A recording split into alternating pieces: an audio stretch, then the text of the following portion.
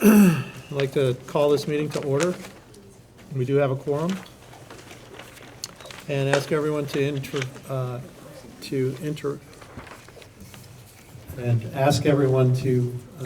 state their name and their purpose for being at this meeting.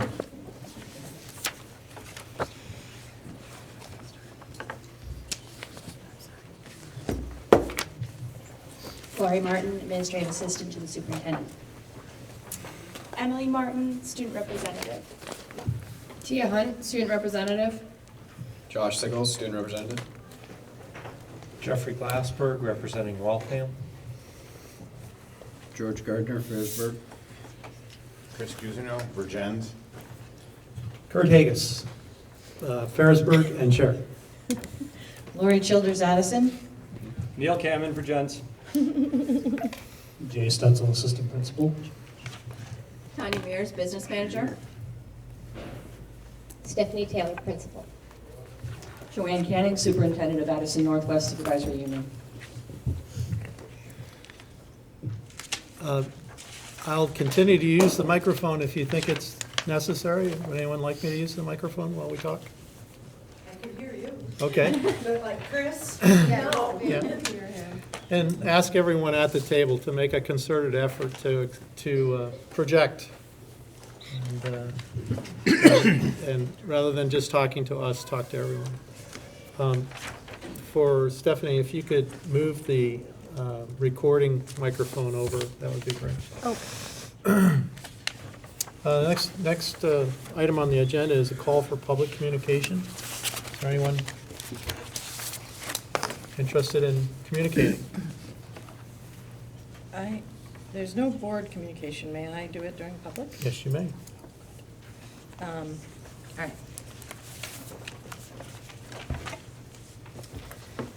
I prepared something because I tend to get rather emotional. So, Arizona State University psychology and poli-sci major and school government senator Anna Brand said in a recent publication, quote, "The biggest challenge as a leader to Arizona State University is remaining transparent." And she's right. Transparency is the only effective tool we have. We, the board, the teachers, the administration of UHS have nothing to hide. We are doing an outstanding job of dealing with an extremely difficult and complicated situation, which was created in part by previous administrators who ran roughshod over this great community and left it with gaping deficits of all manners. We are charged with incorporating a technologically advanced society into our education system, pre-K through 12. We are dealing with years of pressure from Governor Shumlin unreasonably complaining that school costs are too high and that local school boards are the only ones in charge of doing something about it. We are dealing with years of unfunded Vermont legislative mandates. I hope our legislators are listening. No more unfunded mandates. Give us a break. Requiring pre-K, licensed concussion professionals, and additional referees at every athletic event, and personalized education for all 7th to 12th graders by 2017 is enough. Give us some time to absorb the shock. These are all costly mandates. We're dealing with a declining enrollment. Our community continues to suffer from the economic crash, growing income inequality, and unreasonable student debt obligations weighing on our young people. These stresses are keeping this rural community's population from growing. We are dealing with years of families slipping out of the middle class and landing in poverty, of rising housing costs that move those families from having a home to being homeless. How many homeless students do we have at VUHS? We have 4 currently, but that may be more because there's a stigma attached to it. Add the crack, cocaine, and heroin epidemics, and now we are charged with educating more and more developmentally disabled, emotionally unstable children at a greater and greater cost. It is a perfect storm. Mandated costs, declining enrollment, previous administrators, a declining middle class, and increasing drug addiction look like they may take us down. But I refuse to go without a fight. Our kids, our community is worth never giving up. The cuts this budget created are difficult at best. They have resulted in yet another year of significant cuts in staff. The current administration has done an excellent job of aligning class size with the level of staffing required. We are a lean education machine, and thanks to amazing teachers and current administrators at VUHS and other districts in this community, we are solidly positioned to meet these challenges and to work each day to provide a 21st century education to our amazing children who will become 21st century citizens. I would appreciate the community's financial support. Okay, thank you, Larry. Anyone else? Excellent. Had some more people. Could you bring her the microphone? I sure will. Okay. You don't need it. Hi, Nancy Ambrose, Vergennes. I teach here and I'm a taxpayer, and I just want to echo Lori's sentiment. There was an editorial in the Burlington Free Press yesterday that mentioned human resources that have to go into the schools now that were never there before and are costing schools more, and they're in the education where they should probably be in a different area. So times have changed and it costs more in every area, and to support the students the same way we did 10 years ago is a lot more expensive. Anyone else? Hi. Beth Adrian, Addison Northwest Teachers Association President. We just have a few comments to make. So teachers in this building right now are feeling pretty demoralized about this current budget process and feeling the brunt of the cuts that had to take place in staffing, especially given some of the state mandates that Lori just talked about in her prepared statement with the flexible pathways, personalized learning for all students. And we just want to make it clear to the community that less teachers really will impact our students and the programming that we are able to offer here at the high school, and what that means for the teachers that are left. Thank you. May I compliment your scarf? You They too are can for buy sale one. if anybody's interested. Okay.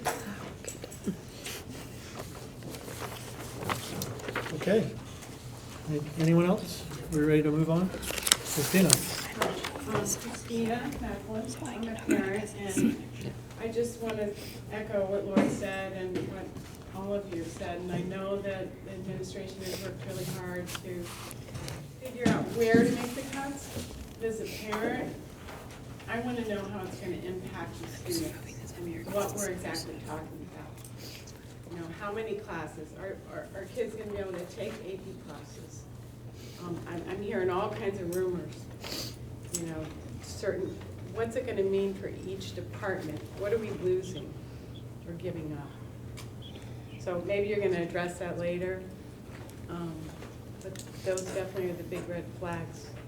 You know, as a parent and as thinking about the school long term, it's going to be difficult to attract families here if we're whittling away at all the great things that exist today and that we've lost already.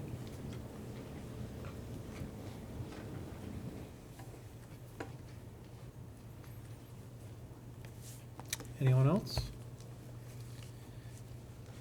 Okay, thank you. The next item on the agenda is the education presentation for fiscal year 16 budget presentation. Thank you, Kurt. So in front of the board this evening, you'll have an update of the budget highlight that I presented last week. And if the audience would like there's some copies in front of Glory. The first part of that report is just the very same report that I had submitted last time. I'd like to start with the questions that the board submitted to administration to research between then and now. And the first question was, what are the factors that contributed to the FY14 budget deficit? And as Tanya and I reviewed the draft audit document, it's clear that the largest reason for the FY14 deficit was in the area of special education. I say that with also recognizing that in looking at the Special Ed Director's Service Plan, which is created in October every year and submitted to the Department of Ed for them to determine the revenue picture, and the difference between that service plan and what was actually budgeted was different from year to year, meaning that special education has been under budgeted.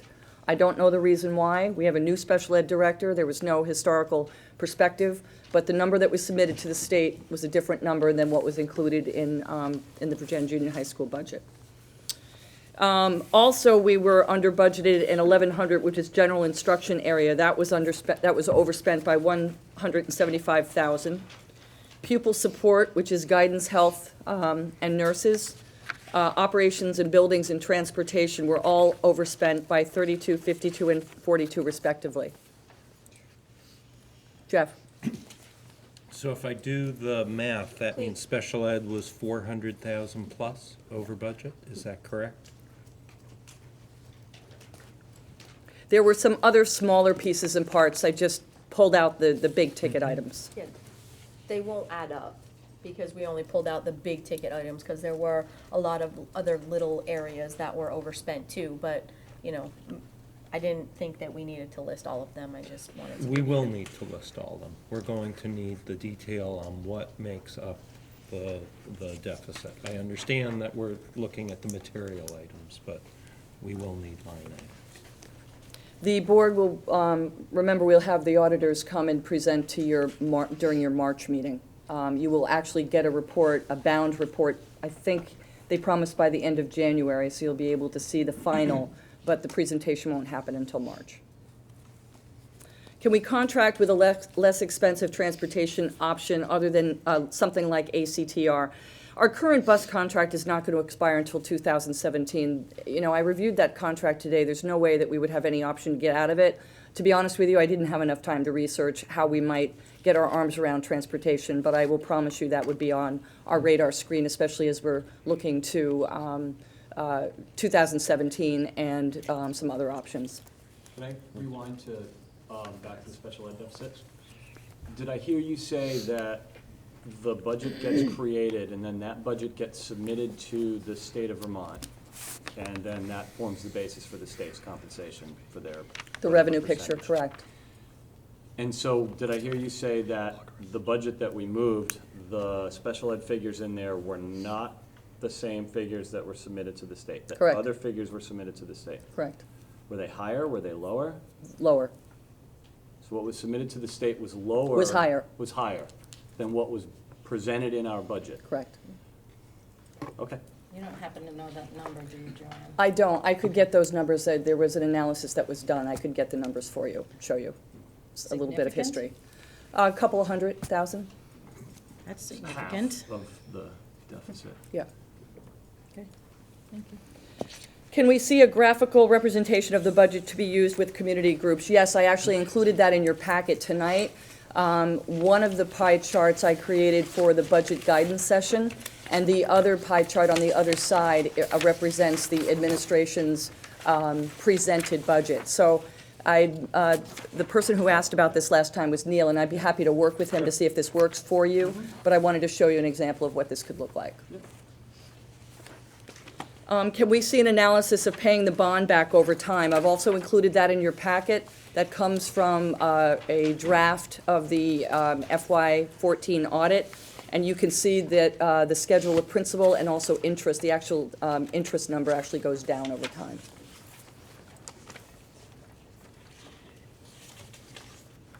Can we have more information on the teen parenting program? Also in your packet, there's a description of the teen parenting program, where it came from, who it serves, and how it's funded.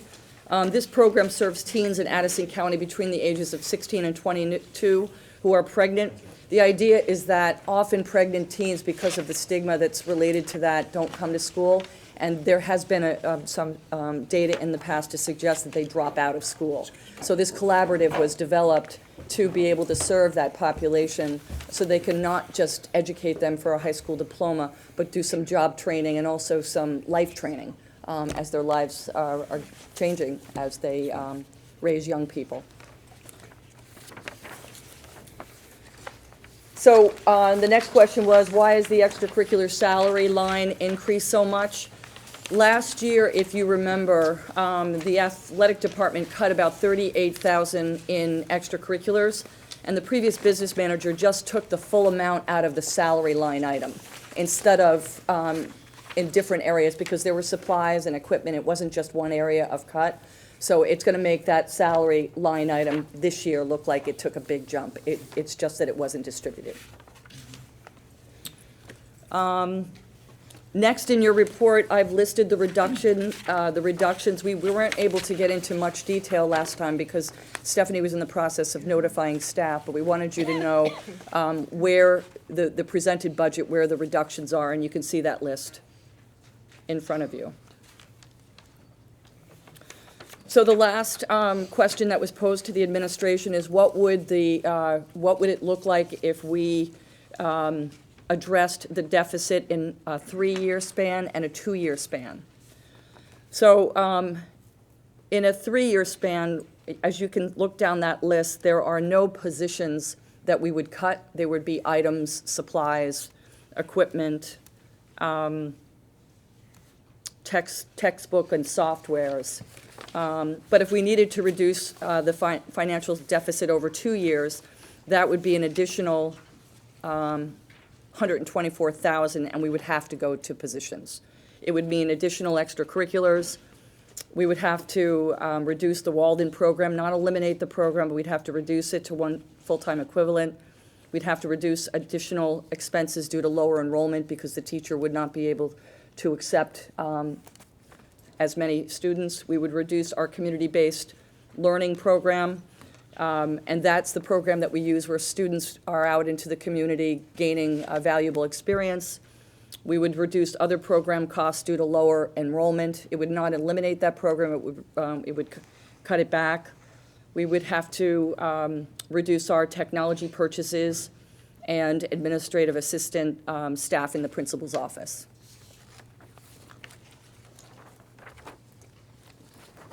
So at this point, I'd be happy to entertain any questions about these items or further clarification. Okay, much like we did last week, I'd like to just go back and forth at the table. And since we started over here last time, did we? Except I was over there, but that's all right. Let's start over there this We'll time. start over here again. So the bond payable sheet, there are 2 bonds that we have right now. There's the old bond and the new bond. The old bond clocks out at some point soon, right? 2020, 2018. So this appears to only show the new bond. Is that correct?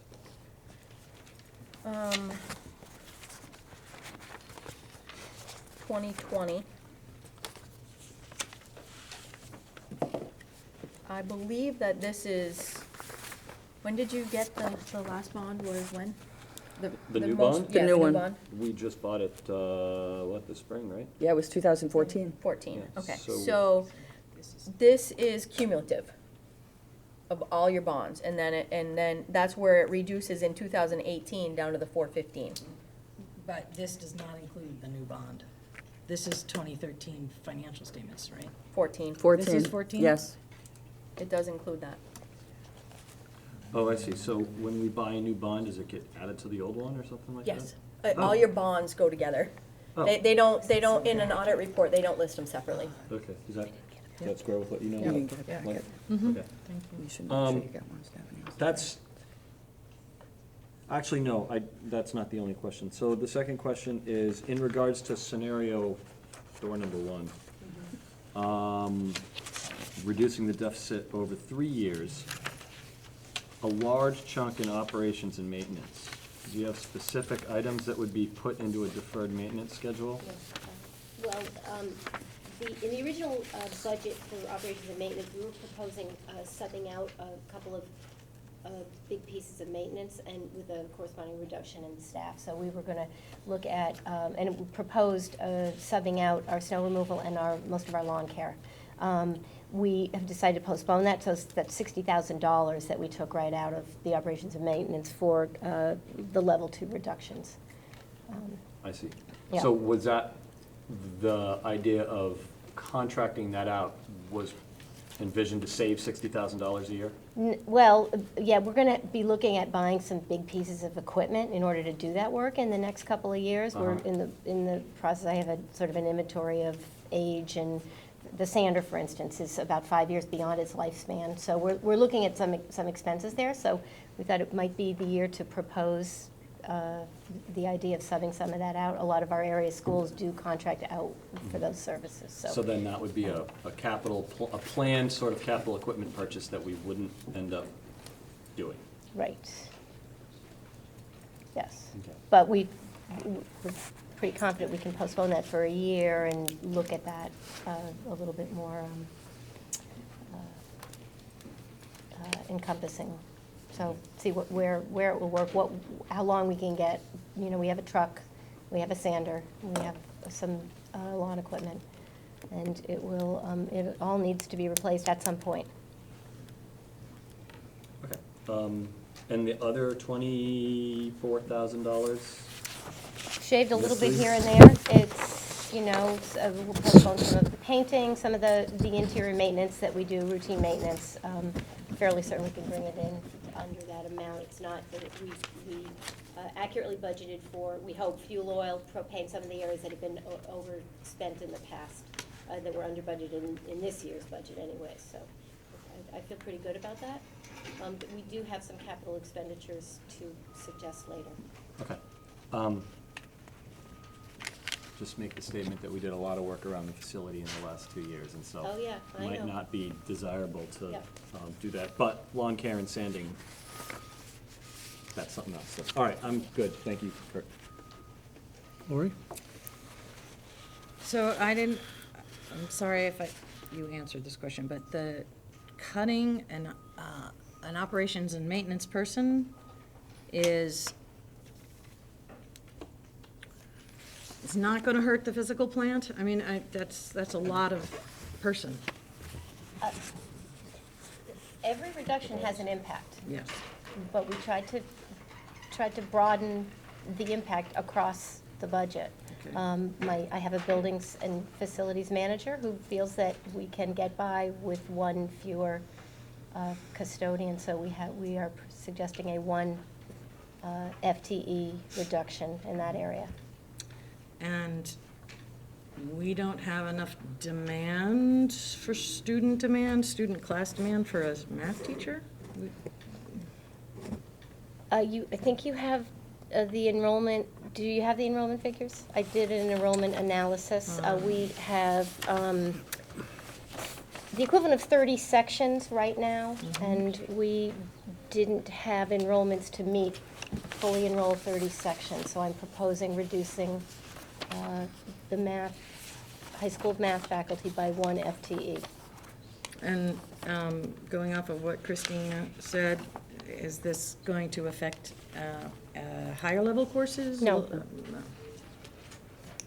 With the proposed reductions, our average class size enrollment in math, and that's just a simple average, is 17.4. The minimum class size is 9, and that reflects 24 sections.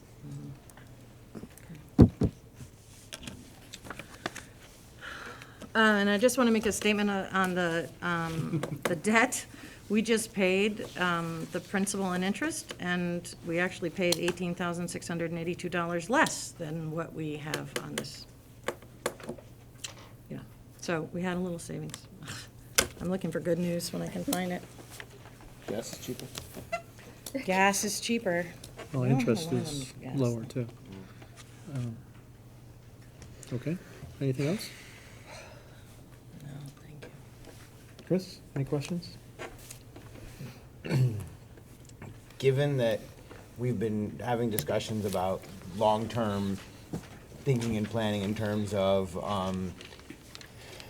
building and maintenance and other such things, and it looks like from the way that we were looking at bills tonight that we're going to exceed our expenditures in that category this year if things continue the way that they have. Are we prepared for the next year in a way that is gonna fund that adequately to, if you wanna call it, keep things, functioning for as long as possible? Chris, when we were building this budget, we realized that the current year budget Yeah. is not representative of what we need. Okay. So what we did was, yes, we looked backwards, and we looked at some trends and patterns of energy costs, as well as costs in all the function areas. So, yes, the planning that we've done, I believe that we're in good stead to address some of the changes in the way that things were budgeted, as well as have a much more accurate picture of what we need, both from a salary and benefit standpoint and an energy standpoint. Perfect, thanks. Anything else? That's it. George? I know this is all difficult. I have great doubts that the voters will approve what amounts to a 6-cent tax increase. But that being said, it appeared in working with the bills this afternoon that we have run through about 80% of our maintenance budget, and we are barely halfway through our year. That being the case, that's going to generate some more deficit spending before the end of the year. I'm concerned with paying off this deficit that we have now, and the fact that even though you're aware of the problems that we have and you're working at it, how are we going to be able to fund the repayment of an additional deficit in the next year? George, first I wanted to let you know that some of these areas we have been abundantly clear about since the beginning of the year, and energy is one of those pieces.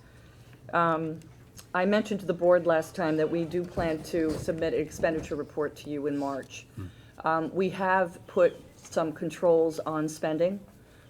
We have, and I don't think it's important to go through all of that right now, the staff is very well aware.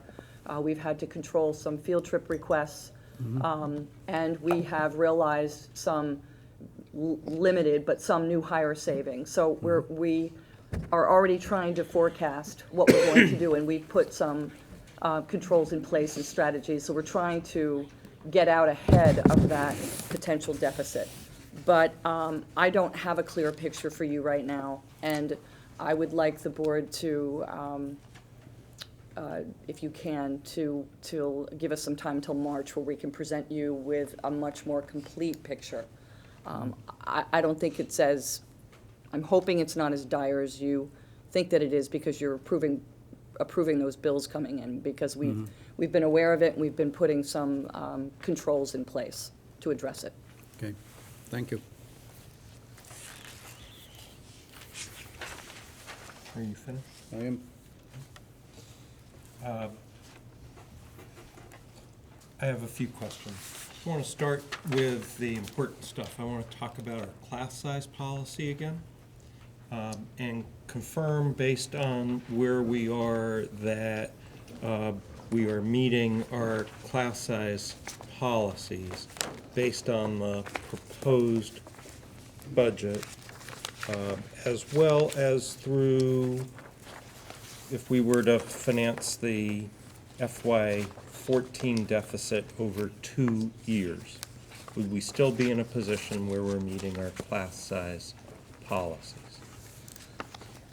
I'd like to address the second one, the last one first, Jeff, because after we, as we get down to further cuts, it just makes it really difficult for us to avoid what we have long held as important here in Vergennes Junior High School, and that's no study halls for students. If we get down to a 2-year payoff of the deficit, we can't promise that we will have the classes in the schedule. Because it's just not math. It's not like sections and kids and you divide the number. It has to do with schedules and availability and all of that. So a worry that we have is that we will see kids in study hall, and then some of the flexible pathways that we've had available to us, such as the community-based learning program, because that's also cut, that would be another place that kids would get a quality learning experience. But if that program doesn't have the capacity, it's going to leave us with more pressure not to be able to offer that. So I'll be honest, I think the two-year option really paints us into a corner, and we're concerned about being able to address the programmatic needs for all of the kids. You want to add to that? Yeah, the reductions in various content areas represent our best guess at how many sections we need. I mean, like Joanne said, we've done an enrollment survey. Kids signed up for their classes. We tallied how many students want each class, and we assigned what seems like a reasonable number of sections to a full enrollment. So, 40 kids want one class, we assign 2 sections to it. That in no way reflects the reality of scheduling those bodies into those classes later. With a 4x4 schedule, with 60 kids, split roughly half and half going to Hannaford, they each need Englishes, certain Englishes. That means that best case we offer 2 sections, one semester, one the second semester. Depending on when it's offered, we can't meet everyone's needs. We hope that we've reduced judiciously, but still maintained enough of the program so that we have classes for students to enroll in when they get stuck. They can't get into PE class this semester, but they can get into an art class. It's that kind of give and take that does in the actual scheduling of the students. I would say that without the 2-year deficit payback, we have a little bit of wiggle room. So if I need to increase a teacher by 1 section or find someone to teach 1 section, I can make it up in other areas. But we really have our hands tied if we go down to settling that deficit in 2 years. I don't have a lot of room there. We've reduced everything at that point.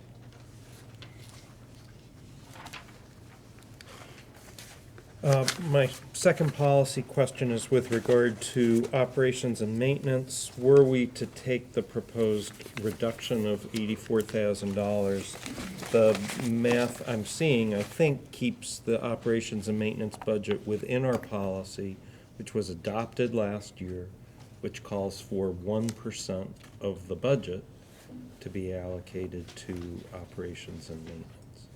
I'm sorry, so you're saying take the 84? I just want to confirm that it leaves us within the policy that we had adopted. Oh, I have a policy right here.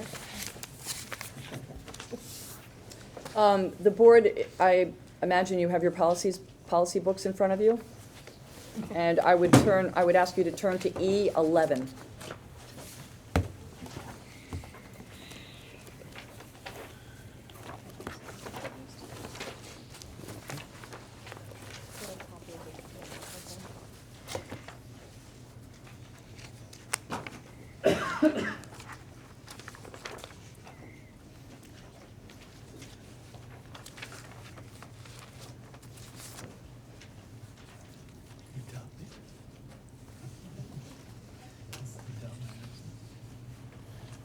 It's not to exceed, so it could be less. It could be.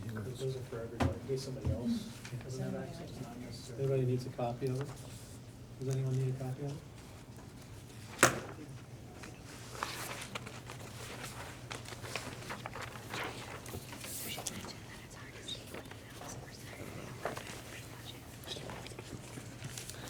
Yeah, Tanya wanted to remind me that it's difficult to stay within that 1% when you don't have an accurate budget to begin with.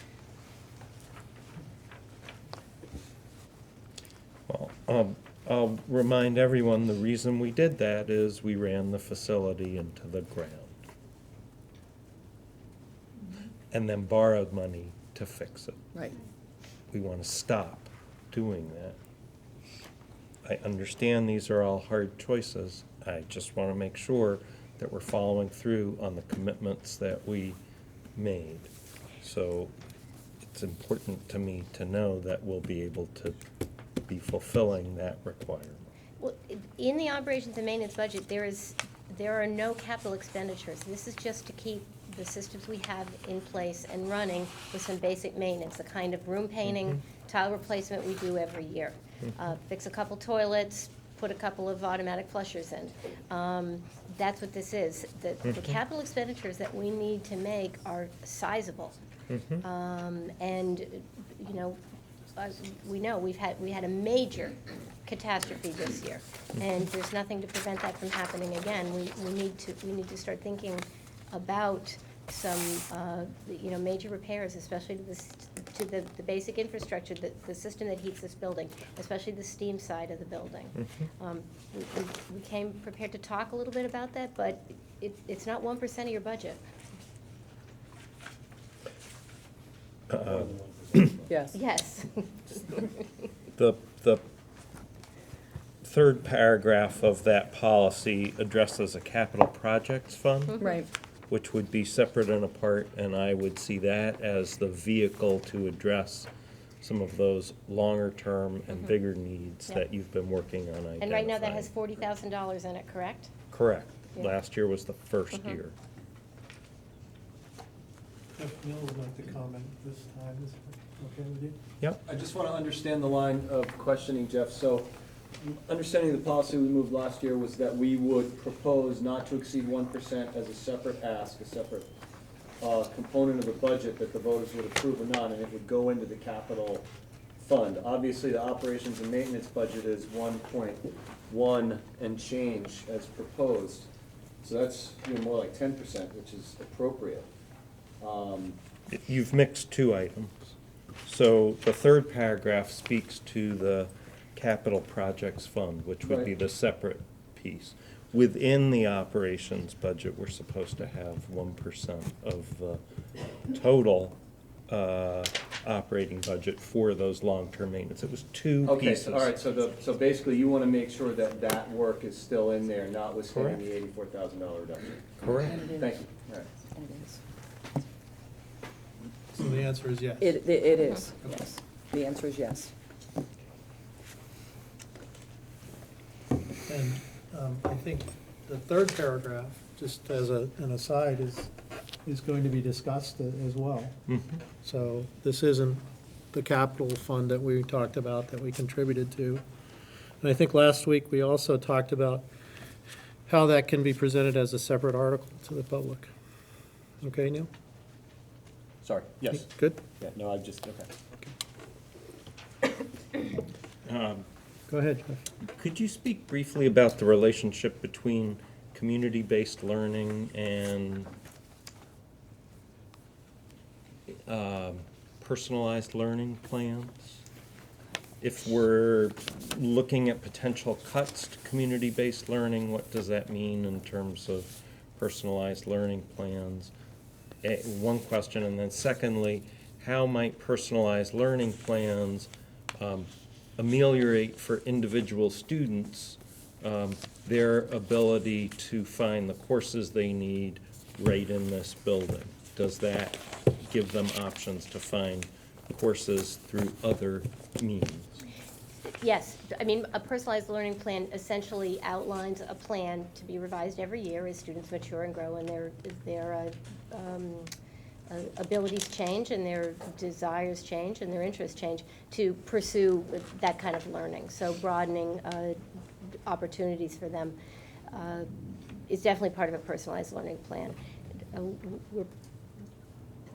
The state is doing a lot of work around supporting all schools in that area. So that was just recently announced. We listened to part of a webinar, and I'm going to a training for the next 2 days about that. So I think that's going to hold a lot of promise for a lot of students and help them stay engaged in school, but also help them understand the kind of learners they are and the kind of the learning they have to do to get to a goal. I mean, personalized in one sense means engaging students in what they're interested in, but it also means they are personalized in that they are deeply involved in a self-assessment, goal setting, and understanding where they are now in relation to a set of standards and where they need to be in order to be prepared for the next phase of their life, which is life after high school. So it's personalized in that way as well.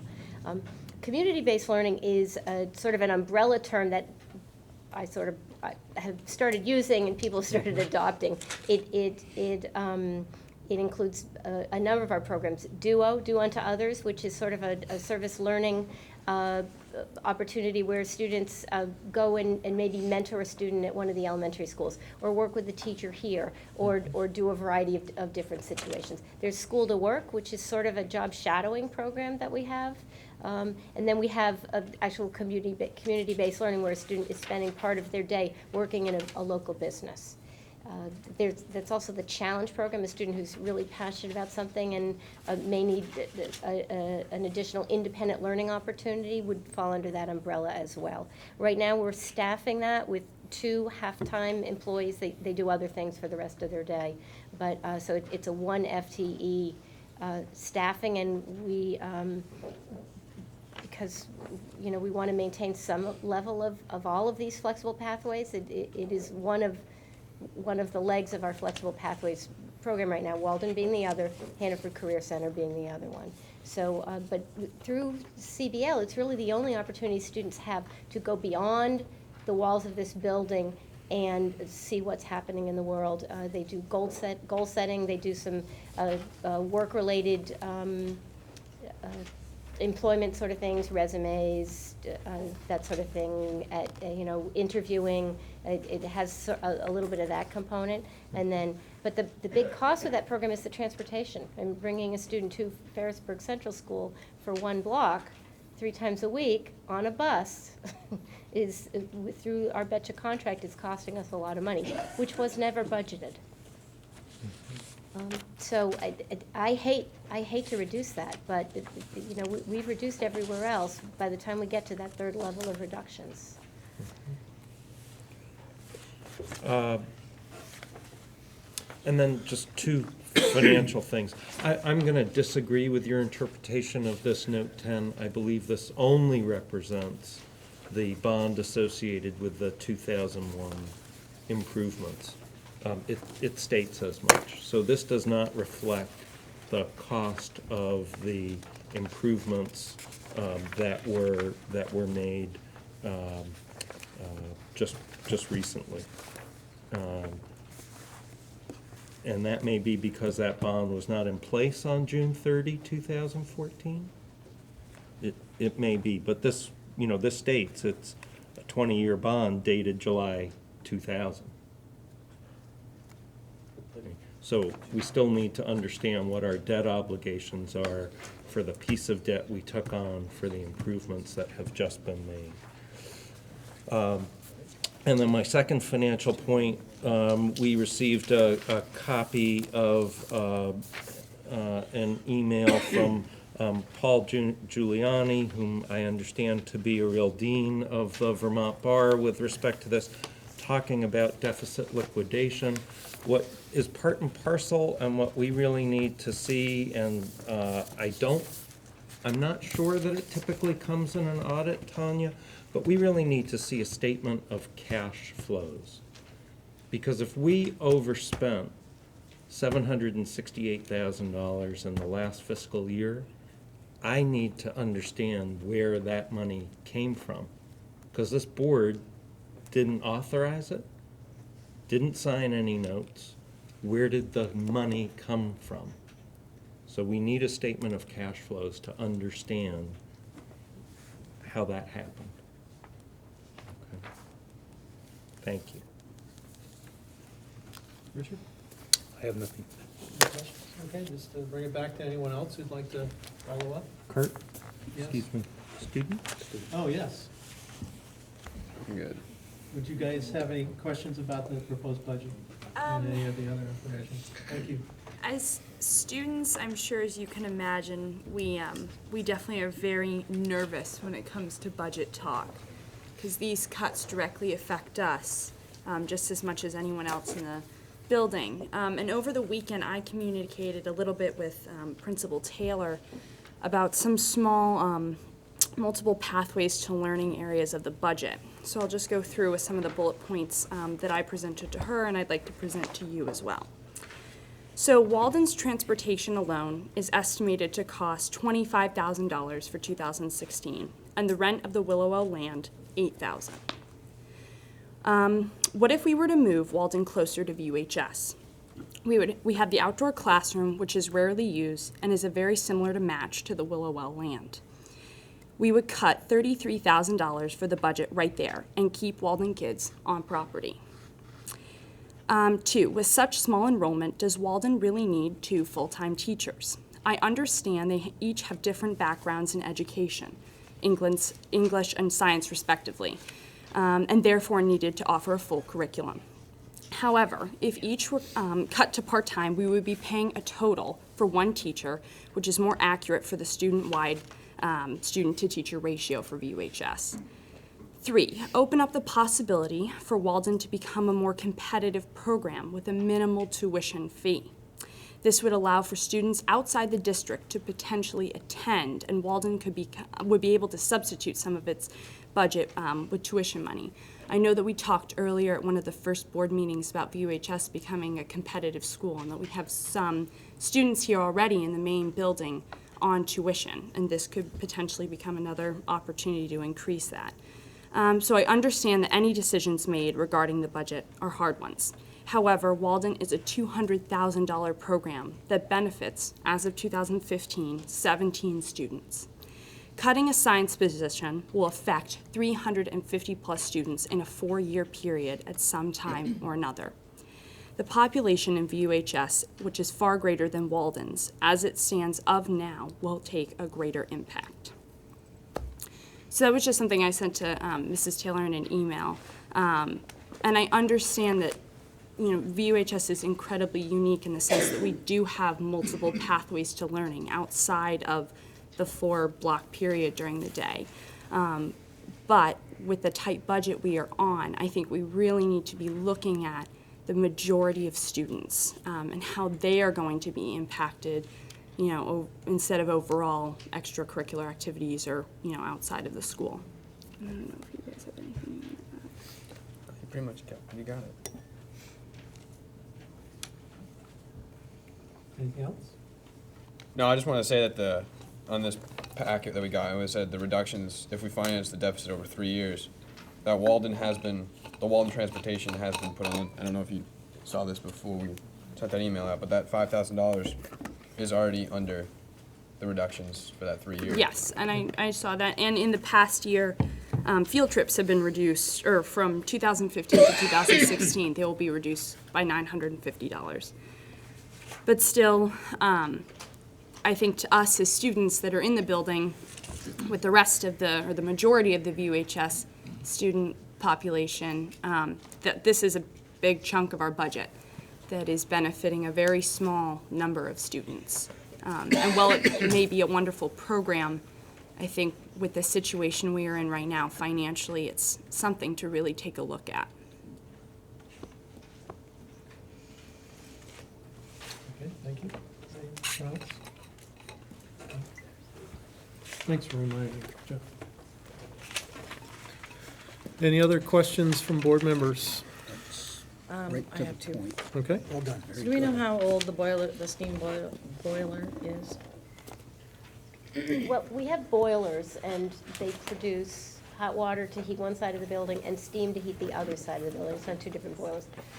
Our boilers are obsolete, and we're buying parts on Craigslist and eBay for those, but we have redundant parts, so we can swap out, but there are other elements to the system that need to be replaced, like the condensate tanks. And we've got some work scheduled as part of the bond. We're waiting till the end of the heating system, but we've got to replace a pump before the heating season is over. So, bits and pieces are breaking constantly. We have very high preventative maintenance contracts to keep this system going. We saw some of those Yeah, too. yeah, you saw, they're very high, and they just come in all the time. And they're fixing things, so. So if I may? is that all right? Yeah, go ahead. So what you're saying is that it would be financially responsible to consider replacing the boilers? Well, yeah, we're heating with fuel oil.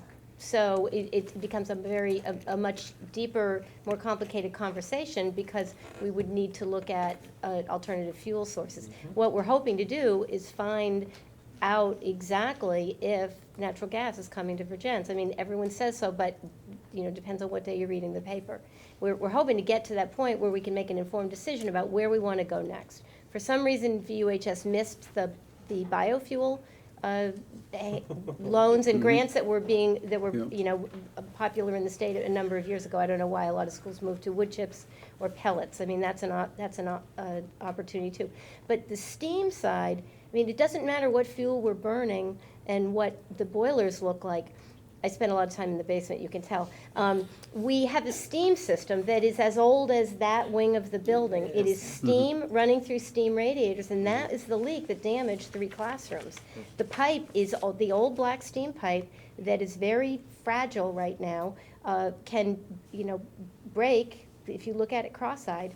And we have these steam little fittings that constantly get clogged up. And with steam, the steam goes out, condensation comes back into a tank, and it's corrosive. So, I mean, we have a contract with State Chemical to provide chemicals to sort of modify that water, but it's very corrosive, and the condensate tank is leaking. We just funneled it outside, but that would be the first repair, would be the condensate tank. So what you're saying is it's not just the boilers that need replacement, but the entire heating system? Well, the steam side of the heating system. 'Cause The remember, we have water two sides. system is from 2001, so the Okay. hot water system is holding its own, although we did have a propylene glycol leak earlier in the B wing this year, but that happens. It's a closed loop system. And just to provide perhaps one bright spot. We have done some analysis which would indicate that the savings associated by switching to natural gas, for instance, would be sufficient to finance the replacement of the heating system at no net cost to our operating budget.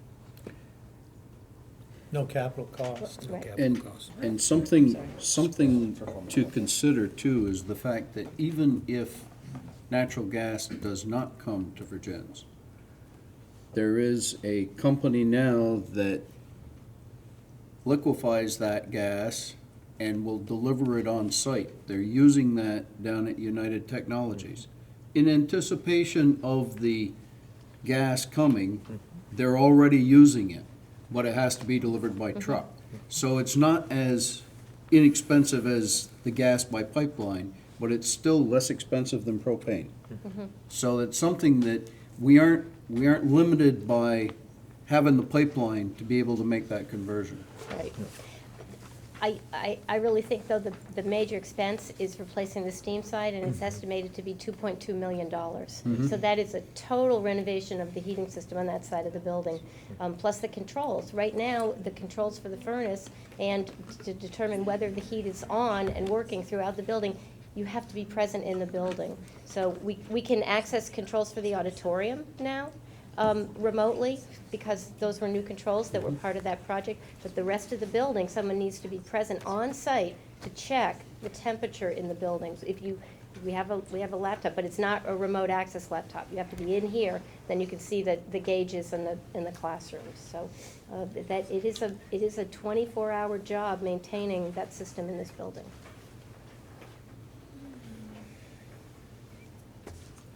Any other questions or comments?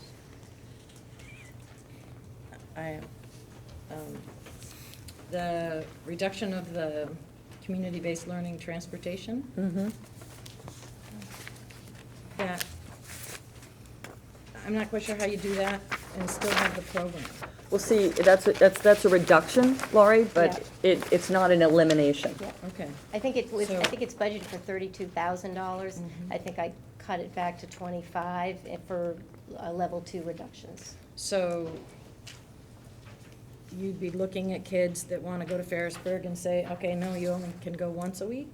Is that I'm the looking at a idea? modification of the, 5 times in a 2-week cycle. So maybe spending one day on site doing some, seminar work with other classmates. And I think there's useful work that many students can do around career planning and that sort of thing. But yeah, essentially, yes, I'm looking at limiting access to those programs right now until we find a cheaper way to transport them. And the level 2 reductions cuts the staffing for that in half and further reduces the expenses of that program because we'll have met half the number of students participating.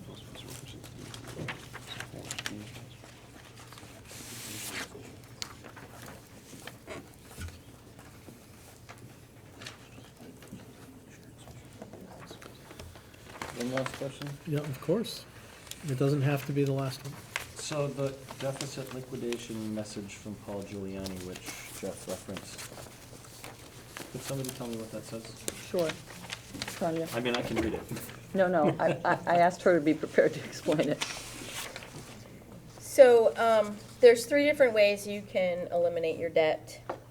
Voter-approved borrowing for 3 years or less, conversion into debt by action on the school board, or defaulting to a supplemental adjustment in the next year's budget.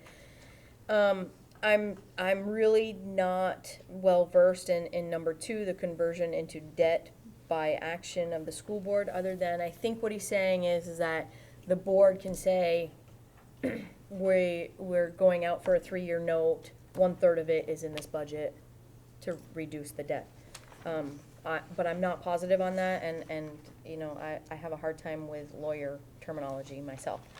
The voter-approved borrowing for 3 years or less is you actually put an article on your Right.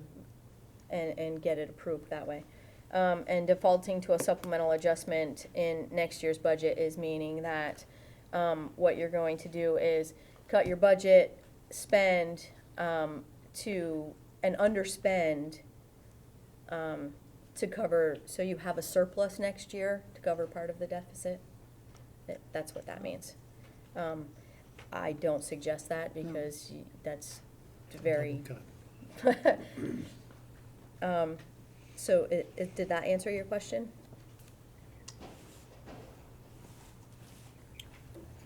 Not really, because in the second paragraph, gentleman talks about, it seems to me the board should be looking at refunding option as the means of liquidating the accumulated deficit. The effect of refunding is to convert the cash deficiency to a form of debt.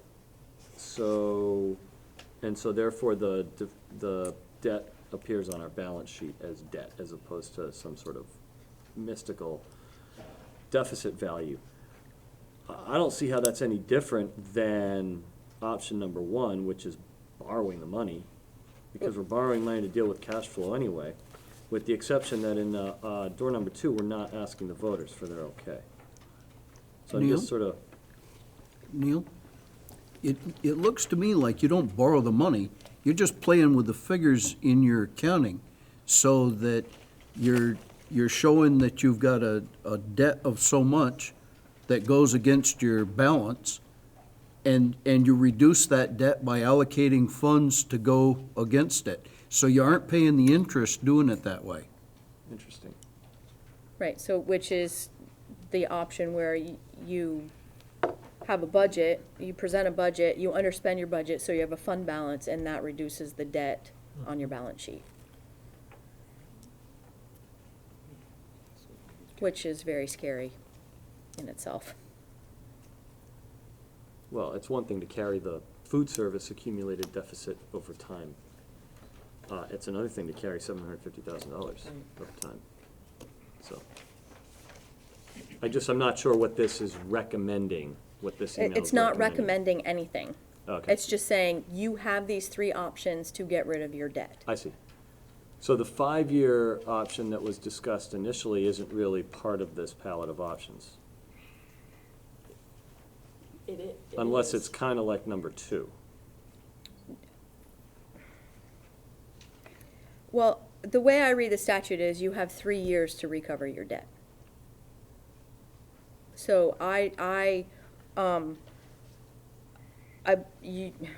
haven't gotten any opinion from the Agency of Education regarding a 5-year debt, but I was just going by statute. I believe that, yes, because I've done that in a previous district. I've been able to spread out that debt for 5 years. Without voter. Without voter approval. Could we just clarify, everything has voter approval? I Yeah, don't thank like you. the It's sound not- of that Right, at I'm sorry, all. Jeff, you're right. Yeah, Not as so a if separate, it's in your not as budget, a it's separate approved question. by the- Yes. That's by- exactly Thank right, yes. So, you know, It's not a separate line item. It's not a separate article, it's, yes. Right, without, Thank you. yeah. I have a question. Why are we still writing down the food service deficit after 10 years of being there instead of, wait, we're cutting staff positions, but we're leaving $52,000 as a budget item to fund that deficit balance. And I'm just wondering why we left that, but we're going to make these other cuts. Do you understand what I'm saying? No, I don't. We What got would you $52,000 Yeah. in the budget that's going to reduce the hot Right. lunch fund balance, negative fund balance by a third. Right. But that is not, that fund balance reduction is not included in any of these, and I'm wondering why.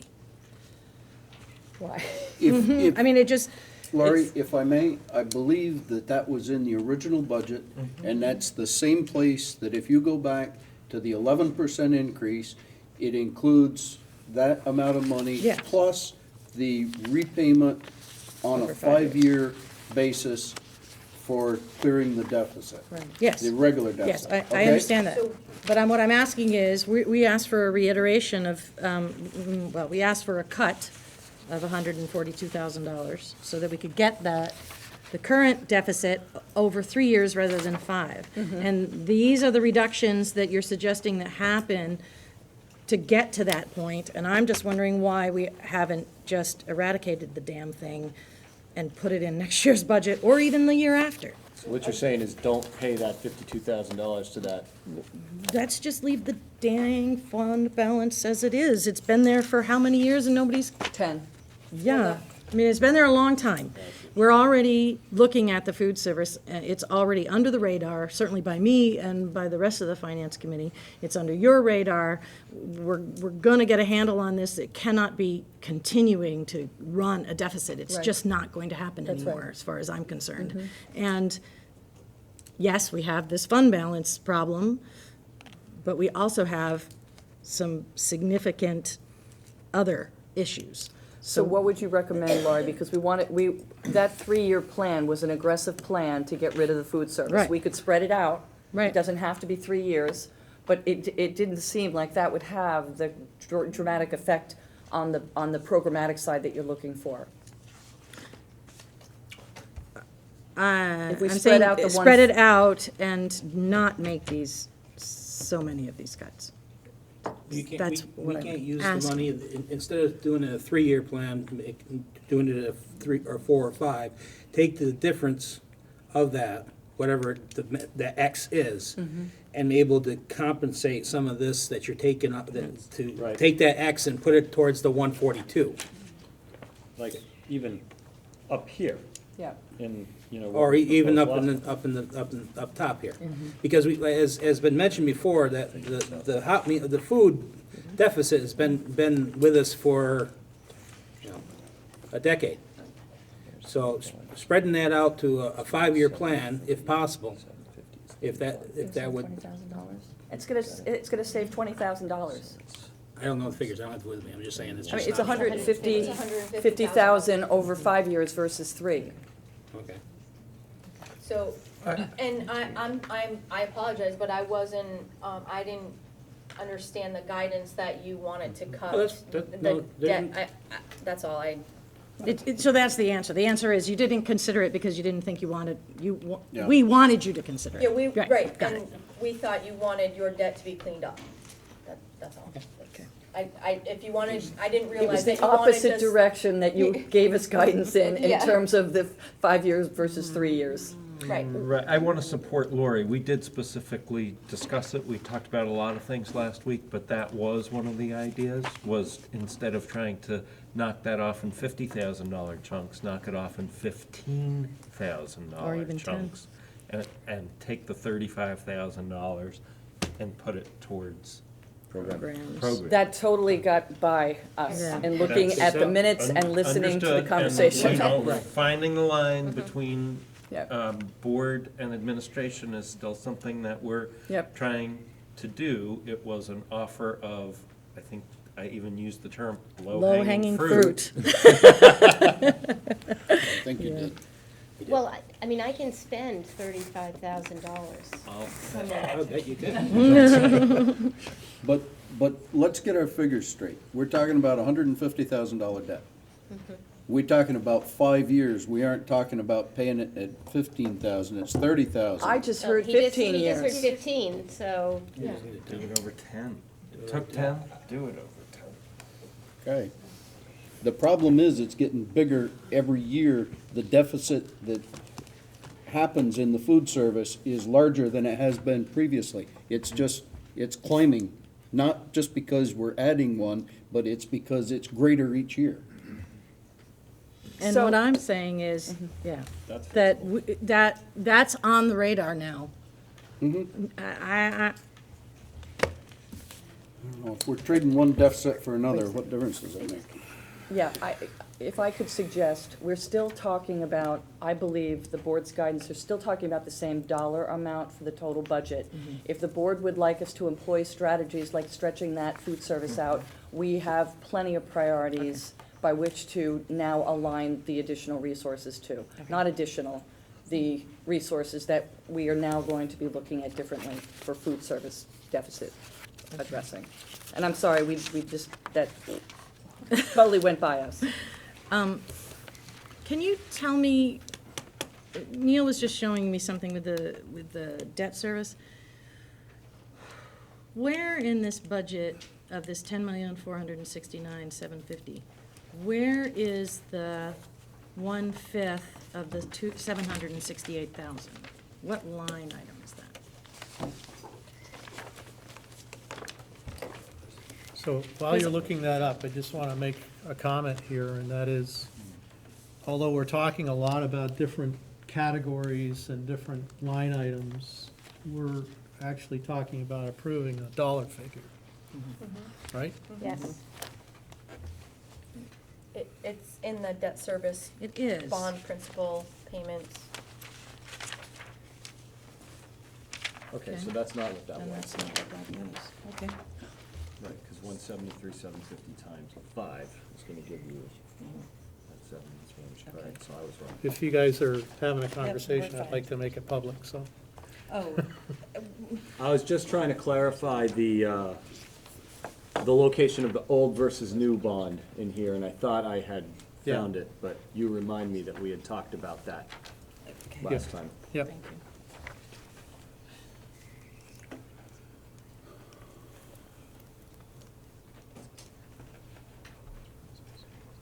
Any other questions or comments from the board? Okay, so that's the presentation of fiscal year 16 Correct. that's on our agenda for tonight. Kurt, I don't know if the board is ready to make a motion to adopt a dollar amount, if that's an option tonight, and if not, then we need to schedule a third budget meeting with some interim guidance to the administration. I would see that under the action item. Okay. I don't think, I still want people to have a little bit of time while we go through the presentations and reports to the board to think about the next step. May I add one more? Yeah, of course. Going off of, is Emily? Yes. So going off of what Emily said, I am a huge proponent of Walden, and we are in a really difficult budget situation, and I wondered if it has been discussed with the Walden teachers about taking that program off of Willowell and putting it here. Yes, Okay. but, right now, we've suggested reducing it in our third scenario by 1 FTE and made additional programming cuts, I would leave it up to The teachers to the decide. teachers to decide how to meet that target.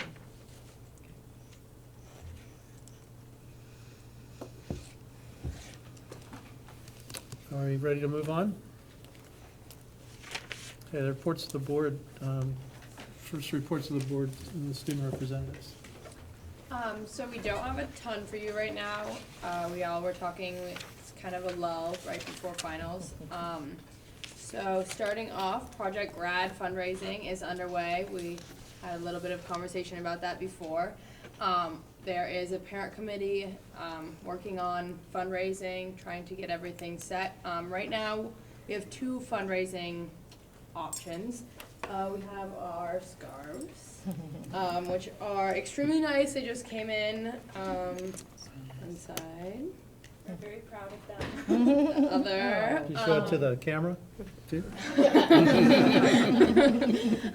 And they are $15. Nancy Ambrose is selling those, so if anybody would like to purchase them, they're nice in this cold weather. Another thing we are doing is a bottle drive. The tab will be open right now until the 24th, so if anybody has any bottles they'd like to donate, the Redemption Center has a tab open.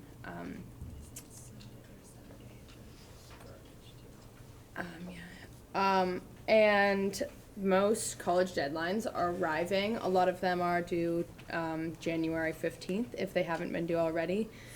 So seniors are getting onto that, hopefully. And also scholarships are all out for seniors. So the guidance office is very on top of that, and we're very much appreciative of that. And that's another thing that seniors are focused on at the moment. So boys and girls basketball teams are both doing pretty well. Our boys have only lost 1 game, so rooting for them to go to Barry this year. I don't know if any of you have been in the middle school gym yet, but we got the new bleachers installed. And we actually did play a basketball game, a varsity game, in the middle school gym, and there was more room for everybody to sit because of those bleachers. But so that's definitely a big improvement. also because the heat was broken in the Yeah, high school it was too cold to play in the high school Let's gym. keep it on a positive. It was actually being repaired and they turned it down, so it wasn't okay, broken, it okay. was a planned maintenance. It just lasted longer than they wanted. But the bleachers do look really nice, so. So we have a 4-day weekend coming up this weekend, which gives us extra days for final studying. Math, it's kind of big. And that's because the semester got extended, I believe, Ms. Taylor? Yes. Also, winter ball is the 24th.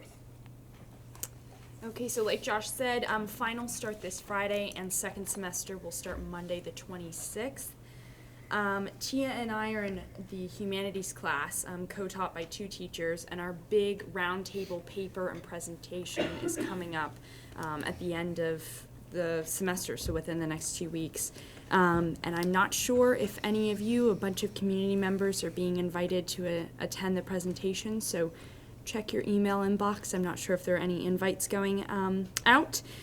SATs for juniors have started. The first round is this weekend. Josh is taking part in those, so wish him luck.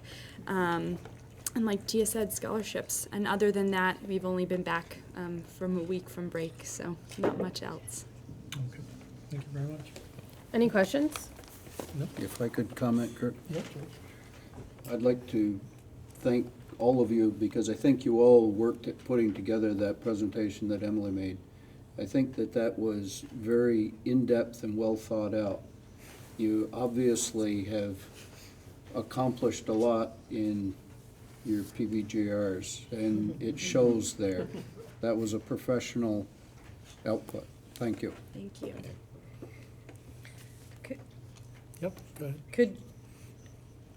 Could you guys give a brief overview of how the student population is handling the budget? I think everyone is stressed out, in all honesty, and it's unfortunate, but it's the reality. We're seeing teachers, walking in the door every morning, not sure if they're going to be around next year. And it's a tough vibe to, kind of work with. But I think everyone is hopeful, and we have a lot of faith in not only the administration, but the district as a whole, that we will see the other side of this deficit, and we will work through it, no matter how nitty-gritty it can get. I think it's also that the students are more nervous. I mean, you put it in a nicer term, but I'll be honest, we're nervous. Because my morning meeting teacher last year, Mr. DeBloy, isn't here anymore, and I don't know, I can say this for all students that are not seniors because you won't be here next year. When you walk in a morning meeting, what are the chances that your morning meeting teacher will not be here next year? Someone you've built that strong bond with over, so me and Mr. DeBloy were 2 years, and now that bond starts over for my group of students with that new teacher. And I love Miss Gator, she's awesome, but it's that thought that, hey, I might not have this teacher in my life anymore, or there's that role model that you can't look up to. So I feel like it's that nervousness inside of a student that they can't always guarantee that teacher will be there next year. But like we said, we're in a budget situation, and we're gonna have to live with that. Or even classes, I mean, there's a lot of talk about whether or not we'll be able to offer, all AP classes with certain cuts, which is, as Josh and I look into our senior year, we're, finalizing our schedule that's gonna potentially get us into college. So there's an extra kind of added apprehension there. Just on that, we've been told that we're not reducing anything, so you can feel, okay about that. So I just wanted to make sure that you realize that, because that's important to everyone, that you have the equal opportunity to get what you want. And we understand all the hard work that all of you put into this, and we see it, and we've been reminding our peers of that as well, that it's not just, decisions being made.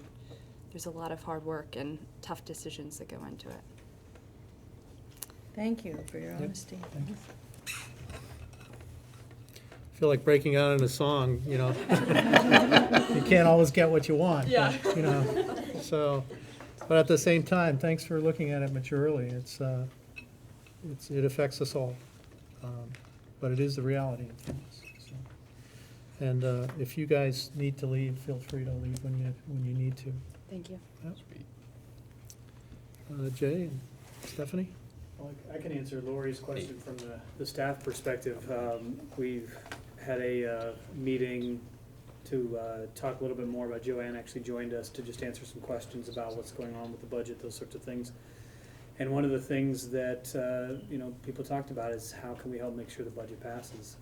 Because that's the other question out there is, what if this budget doesn't, that you guys decide is, the number that you decide on tonight, what if it doesn't pass? So, I think people, as hard as it is, as you guys say, I mean, it is tough, but that's gotta be the next focus, and the staff is ready to help with that. Thanks. Yep. Speaking of that, do we think that we're gonna do similarly like when we did before, when we had the revotes where we had a poll kind of like as into questions about like, did you vote yes, and if so, why, or no? And do we think that was effective in terms of information that we might get back after this vote, so that if for some reason, God forbid, it didn't pass, that we would have evidence or something to say that people wanted us to do something different in a different way, and we had something to go by? Are we gonna do those types of things? Is Yeah, that we're what gonna you're do those asking? kinds of things like we did when we had the revote, or do we think that the first time we won't do it, and then maybe if we... Well, we can review what we did last year and, do what we think is effective and, make a plan for, all scenarios. I don't think we need to specifically decide tonight. Right, yeah, I was just wondering what we thought, if that was... Yeah, that was, a teacher and student run Nancy's. activity. So, I saw that as a way that they were participating in helping us get either a positive result or at least get information about it. So when I said the Yeah. teachers are looking for ways to participate, that seemed like a really Yeah. positive way to participate. I think we walk a very thin line, though. Although, we realize the students are very involved in the situation. I think we've all kind of discussed about how we don't think it's appropriate that the students go out and try to sell the budget. That's our job. As the adults of the community, that's our job to promote what we feel is important for the community. But something like that, I'm sure, is appropriate, a poll, an education-based experience. Well, Kurt, just on that note, it would be inappropriate for us to ask that the students assist in promoting the budget. Mhm. But if the students want to work on that, because it meets a PB and GR project, because they have a particular passion, I don't think we should get in the way. And I'm not saying that to suggest that you guys should go forth and do. I'm just saying,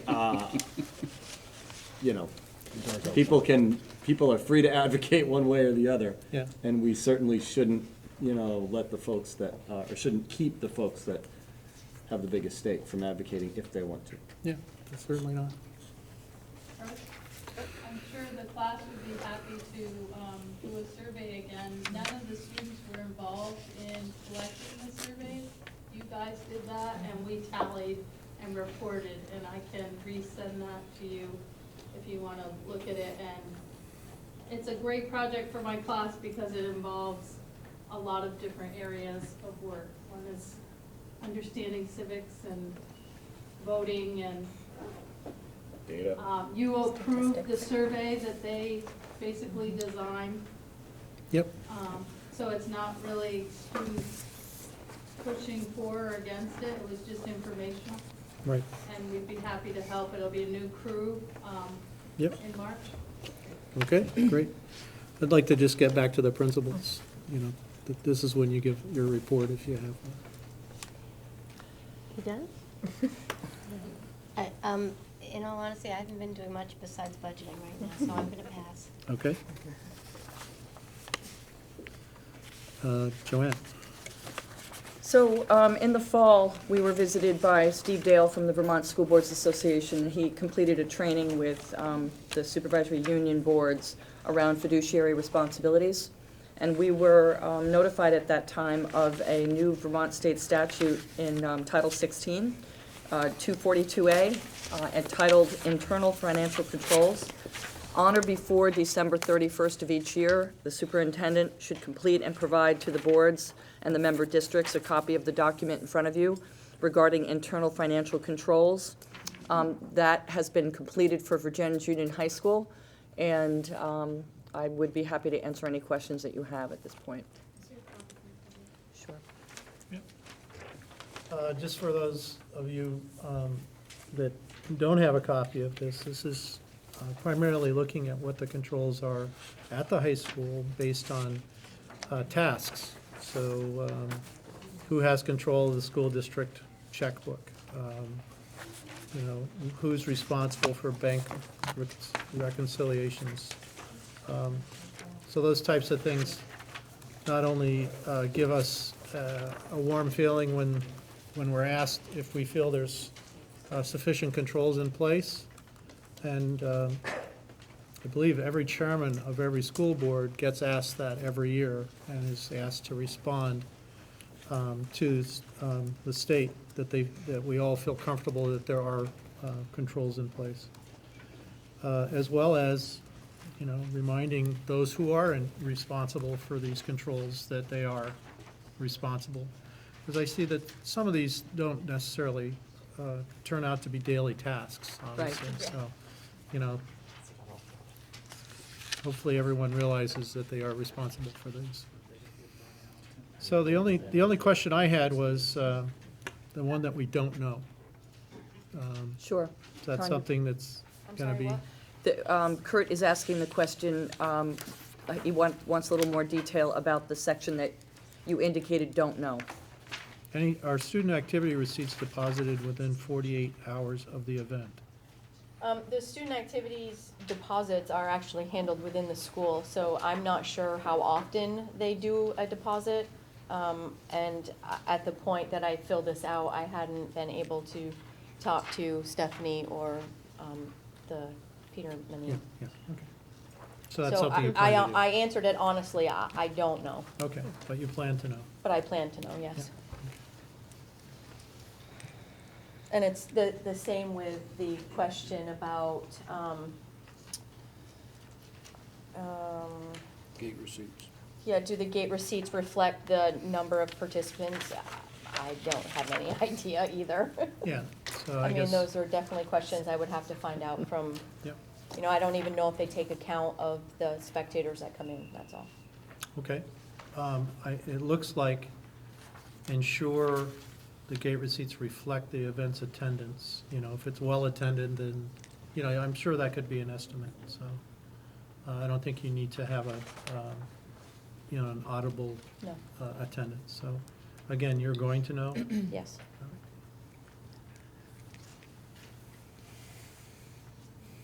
Any other questions from the board? So, with respect to the question, does the same individual open the mail and deposit checks? The answer references employees at the supervisory union office. Do any of those activities occur at the building level? Yes. They do. We open mail, we receive checks in the mail. Does the same person open that makes the deposit? That's the question. I would say at times, yes. So, just to clarify how this form is to be used, it looks like it's been filled out on a supervisory union-wide basis rather than Not wide. It particular- was filled out by central office staff on behalf of Vergennes Union High School and will be for each school entity. Okay. So the answer to that one question then would be different than is indicated here. Interpreting where, I mean, it's, yes, Jeff. I'm- Part of this is an exploration because. I'm not being difficult. No, I no. just want to be Yeah. clear No. that this, Yeah. the answer was with respect to the supervisory union. The answer wasn't with respect to the high school. That's exactly right. And some of the Yeah. questions are very confusing in that way. But I think that's another reason why we need to explore this and go through it thoroughly, both from the lens of the building itself as well as the central office. Okay. And then there's a reference here under our pre-numbered checks used for all bank accounts. There's a note about student activity. I'm just wondering what Student that. activities checks is actually a numbered check. They come off, you know, out of a printer. They already are pre-numbered. Checks that come out of the general fund and that we print at Addison Northwest is a blank check stock, and the accounting software actually numbers the checks. So I had to answer it two ways. Yep. And that may be, you know, an anachronism. You know, not all checks are pre-numbered anymore. Right. They're printed at will. Yes. But some are. So I'm not concerned about that. Anything else? Thanks. Yeah, just the last one, we don't have, I don't think we have any financial policies. Last So- one, first page. Yeah. Last one, first page. Oh, there's a second page. Thank you, thank you. I guess, I know you guys have got a lot, and Nope. so do we. I have an and answer for that, Lori. eventually- You do, I'm psyched. Go The ahead. answer for that is, it's actually an agenda item for the A&W meeting in February, and 2 draft policies will be brought as examples to the board. Thank you. Cool.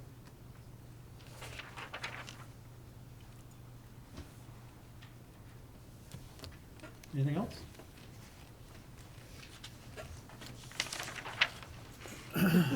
Okay, so would you like one of these signed? It actually, go ahead. Well, I was thinking, because it says an official of the supervisory union board certifies that the board has reviewed the questionnaire within 2 months of receiving it from the superintendent. So I believe that this was intended to be reviewed at every board table, but then goes to the supervisory union for acknowledgement that the process has been completed. That's my interpretation. Okay, So it's in the minutes that we have presented it to you. So now when we compile all of them, it'll go to the supervisory union board and the chair will sign them. okay. From there. Anything else from the superintendent? That is it. Okay. Anything else, Tanya? No, all right. Been busy. I'm Sure. so budgeted out right now. Still work to do. Yes. Thank you for doing what you do. Yeah. Subcommittees, the Finance Committee? I had a question for the business manager, if I may. We had a communication from a constituent asking about a reconciliation of surpluses and deficits. We now have audits that will take us through FY14. I would request that we respond in writing with that reconciliation before the next board meeting. Before the next Union High School Board meeting? Correct. Okay.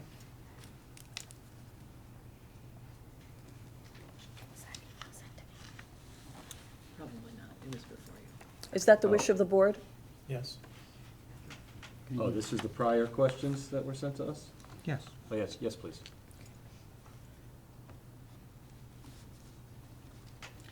Anything else? Not for me. Thank you. She knows too, but I can tell you what she wants. Oh, no, that's, I just So don't. Lori's telling Tanya that she can tell her Thank you, I'm sorry.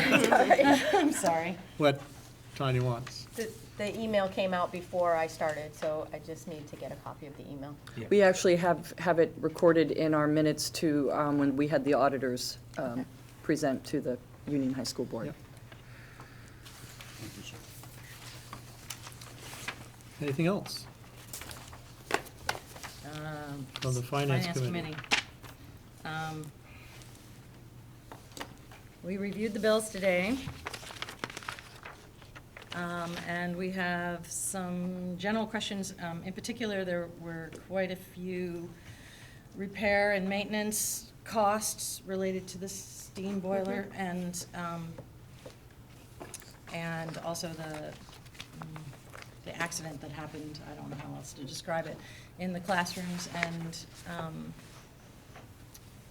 I'm going to be asking Tanya, along with some other questions, we'll be asking how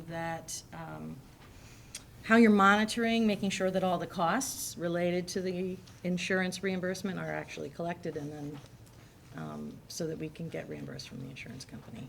I did notice you put a line item on the budget, and I appreciated that a lot. So, yeah. And the next step is I need to accumulate the copies of those invoices and get them to the insurance company. And I have gotten communication that they are going to reimburse everything other than your deductible of $2,500 through the Hartford steam boiler policy, because it was a boiler issue. Great. You have that in writing? What? You have that in writing? Yes. Great. It is in an email. Excellent. Good. And that's it. Okay. Thanks. I might add that we will, those rooms will be ready for rehabilitation on Wednesday when we return from the Martin Luther King Day and the In-Service Day. So they'll actually be ready to be, the custodians will be working over the weekend to move furniture back in. Great. While I'm thinking about that, there must have been personal teacher items that were destroyed. Right, we're working on an inventory on that. And Yep. that will also be submitted Yep. to the insurance? And technology and furniture, I mean, some of that we haven't assessed yet because we just moved it out and started, demoing the rooms. But it's little, when now we get students back in there, we'll be able to take stock of those other areas. Okay. We have a trailer full of belongings that we haven't assessed yet. We just moved them in and they're being stored off in the backyard. Technology meaning smart boards, computers. There were no smart boards in those rooms, but all the computers were fried and projectors. Thank you. Okay. Ready to move on? We're moving to the action items, the business matters. Entertain a motion on the approval of the bills and director's orders. I will make a motion to approve bills and director's orders in the amount of $1,108,591.26. I'll second that motion. Okay, any discussion? How much are the repair bills? it was, well, we got about 24,000, little over 24,000 in repair bills on the steam, but there were some pretty significant, those are what we paid that are specifically indicated to be reimbursed by the insurance company. But there were a lot of other boiler-related repairs. There's one Alliance Mechanical for $21,000. There's actually a couple of Alliance.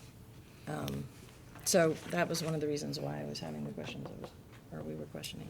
So this is just 1 month worth of bills, right? Yes, although there was $551,255 paid on debt. So that's something that is not regular, normal monthly bills. So if you back that out, and you back out the insurance to be reimbursed, or the expenditures to be reimbursed by insurance, the normal bills are $532,000, almost $533,000. We also bought fuel oil to the tune of $31,000. At the same time, I want to bring up our electric bill. The 2 months that anyway, our electric bill is almost $9,000 a month. I think it averages maybe a little bit less, and that's so much money, and along with the steam section being redone, there must be some savings that we could do to reduce the cost of the electricity. Solar panels. Well, yeah, I mean, we had an energy on it. We've replaced, we've availed ourselves of some rebates through Efficiency Vermont. A lot of the lighting that was in connection with this project, we got some rebates on. We're doing, LED replacements slowly as we can, but it's a big plant, and, look around, there's a lot of stuff sucking electricity. I asked the same question. Yeah. We have a solar farm right next door. Right. But, Okay. So it sounds like you're actively looking at the usage. And we're actively looking at the usage. I don't, the question is. How could we reduce? No, it's how do we move to some new technology or some, like you said, solar panels. I mean, is there an opportunity to do that? And how does the school, a public entity, enter into an arrangement that way? And it costs money up front. Okay. And I'm a principal. Yeah. But you know an awful lot about boilers. I do now. Maybe she'll teach a class. I don't think I there's. kind of like to be an educational leader, and I'm trying to get back to that. That's definitely where we want you to be. Yes, it is. Any other discussion? There's a motion on the floor to approve the bills and directors' orders in the amount of $1,108,591.26. It's been seconded. Are you ready to vote? May I make one more statement? There's a $24,000 bill from Cafe Services in here. I think that's reimbursement for expenses, and the invoice basically just said February. So I know we're heading towards getting this food service issue tied up. I'm going to have a request that they produce some backup. Yeah, Laura, we're meeting with them on Friday. Okay. About a variety of topics, and this is one of them. Okay, thank you. Are we ready to vote? Yep. All those in favor, please signify by saying aye. Aye. Any opposed? Or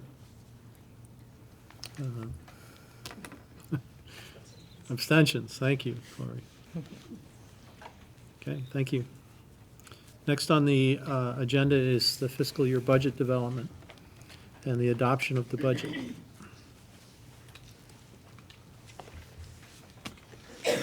So I would entertain a motion to that effect.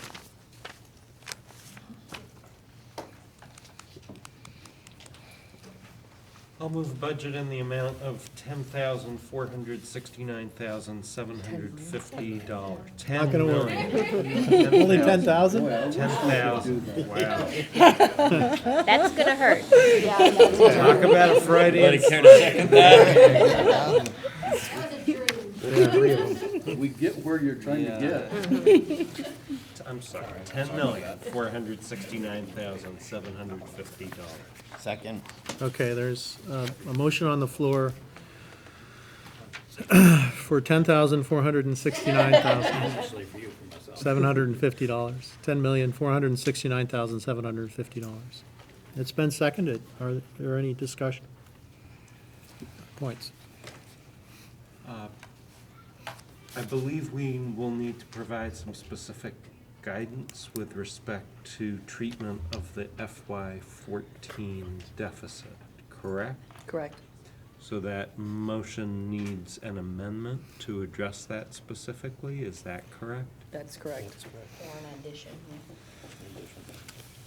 So since Jeff made the motion, he can't amend it. Right. So, Well, we can discuss it and Yep. figure it out. yep, All right. just setting it up. Yeah, no, very good. So if we're going to pursue a 5-year deficit retirement as opposed to a 3-year deficit retirement, I really need to understand that better as to how that's gonna work mechanically in order to be able to, with a straight face, indicate to the folks in Vergennes that this is the direction we're gonna go. Right. And obviously now's not the time for, all the details, but it's gonna need to be really crystal clearly explained. Right. Either way. Yeah. But, because of what the law seems to indicate, no more than 3 years. And I've seen that language before, and we have, at least in Vergennes, many students of statute that will look, so. If the board does want to delay the adoption of a budget, I could invite Paul Giuliani to the next meeting so that you can get some clear guidance on the second part of the options for refunding the deficit, because I certainly don't feel confident enough to explain it, nor has Tanya been able to do that tonight. Well, I think it's really the 3 versus 5-year question. I think, Right. exactly how, the exact mechanisms will be predicated on the answers to that. And whether or Exactly. not we need to pay counsel to come in or not, since we're talking about money. Well, I talked to him about doing a 5-year, and that was part of the scenario. I just don't know where it fits into those 3 options. So I believe it's still part of what you can make a decision about. So just a point of clarification, we're looking at 2 through 5, not just 3. Right. 2 years, Fair enough. 3 years, and 5 years. Would there be, well, is there a benefit, and is it even possible, and this, I guess I'm asking the longer-term board members, would it be, could we put it as a line item in the warning? This is the deficit, we want to put it over 5 years. Vote yes or no. Would there be? Well, the senior member of the board is sitting to your left. I defer to counsel. I mean, then we're clear, we're very clear what Yeah, I mean, I what believe the there's 2 ways. voters want. I believe there's 2 ways to handle it. We could either warn a budget that articulates the retirement of the deficit in that one article, or we could warn a budget that has a budget in one article and a second request to the voters to authorize a 3-year loan, or a 5-year loan, but I'm not sure how that works. I think those are the options that are before us. If I may, I think that if you go the 5 years, you gotta borrow the money, and if you borrow the money, you're incurring additional expense by having to pay interest on it. And I you don't think that we should be asking the voters to consider any extra expenditure that we can avoid. So in that you're saying sort of in the email from Giuliani here, the scenario that allows you to carry it, or Yes. something it, without paying interest is attractive. It looks like you can do that, but you have to do it within 3 or maybe 2 years.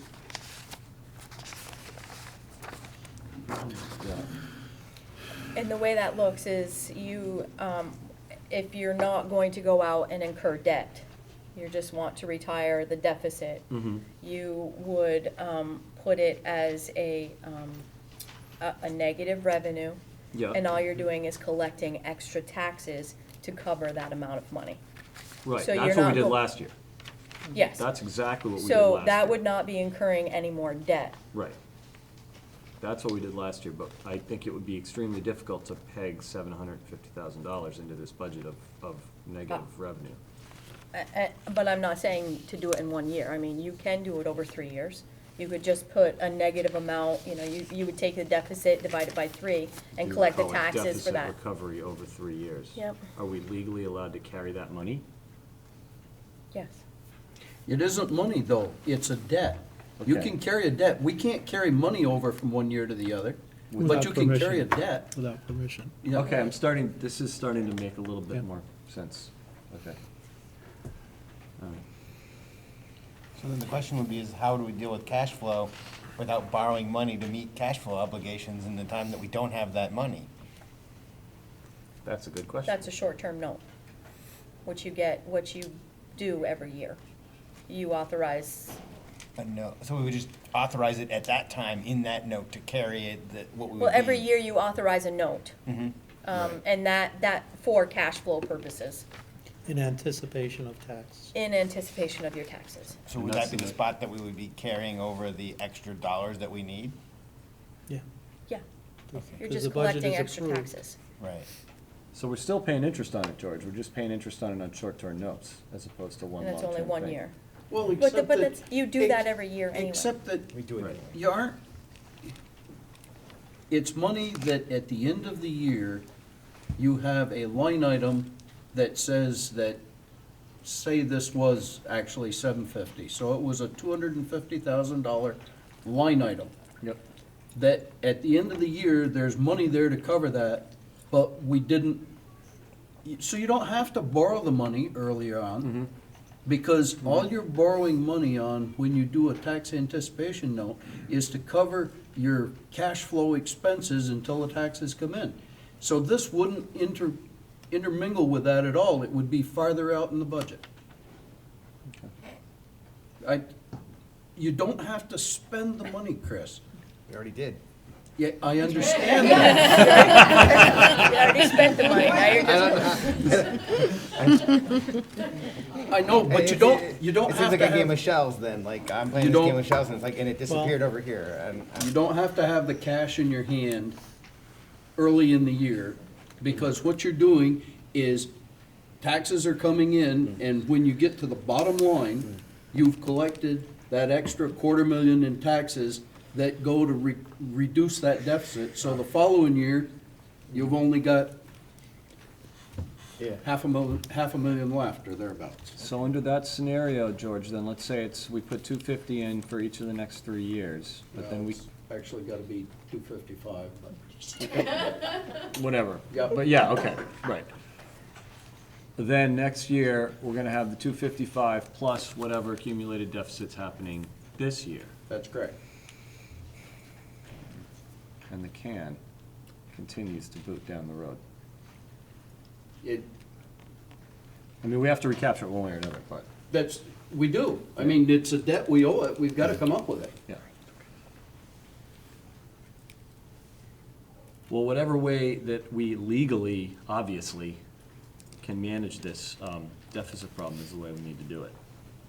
So, I just want to say that I don't like scenario number 3 in a 2-year payback. I know it's preferable. I don't like the ramifications of it. I don't think I can support that. Okay, there's a motion on the floor. The motion is for a dollar figure. Right, well, we're Yeah. discussing how to. Just reminding people Get that where we are in amendment the to where it needs process. to be.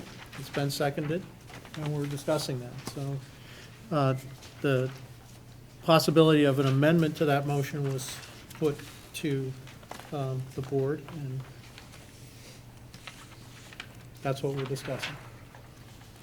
Are there any amendments that have to do with a 2, 3, or 5-year amortization of the known debt? Seeing that it appears the board is unwilling to go with the 2-year plan, I would offer a friendly amendment that we use option 2, convert this amount, which was $768,000, I believe, into debt by action of the school board with a 3-year repayment. So just to be clear, option 1 was already presented as reductions in the January 5th meeting. Option 2 is reducing reducing the deficit over 3 years. Option 3 is reducing the deficit over 2 years. Correct. To clarify for this uneducated individual, option 2 includes option 1, Correct. right? Option 3 Well, includes, yeah. includes Yes. the first part and the third part. Just want to make sure Yeah. I'm following. So, So basically what we're doing is, as Neil said, kicking the can, depends on how far we want, if we want to, how the distance that we're kicking the can, so to speak. As far as doing either a 3-year or over a 2-year.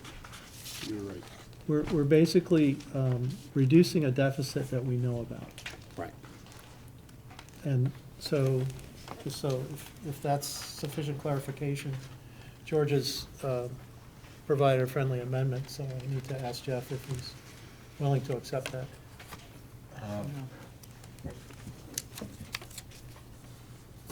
Your amendment was predicated on the assumption that there'd be no support for 2 years.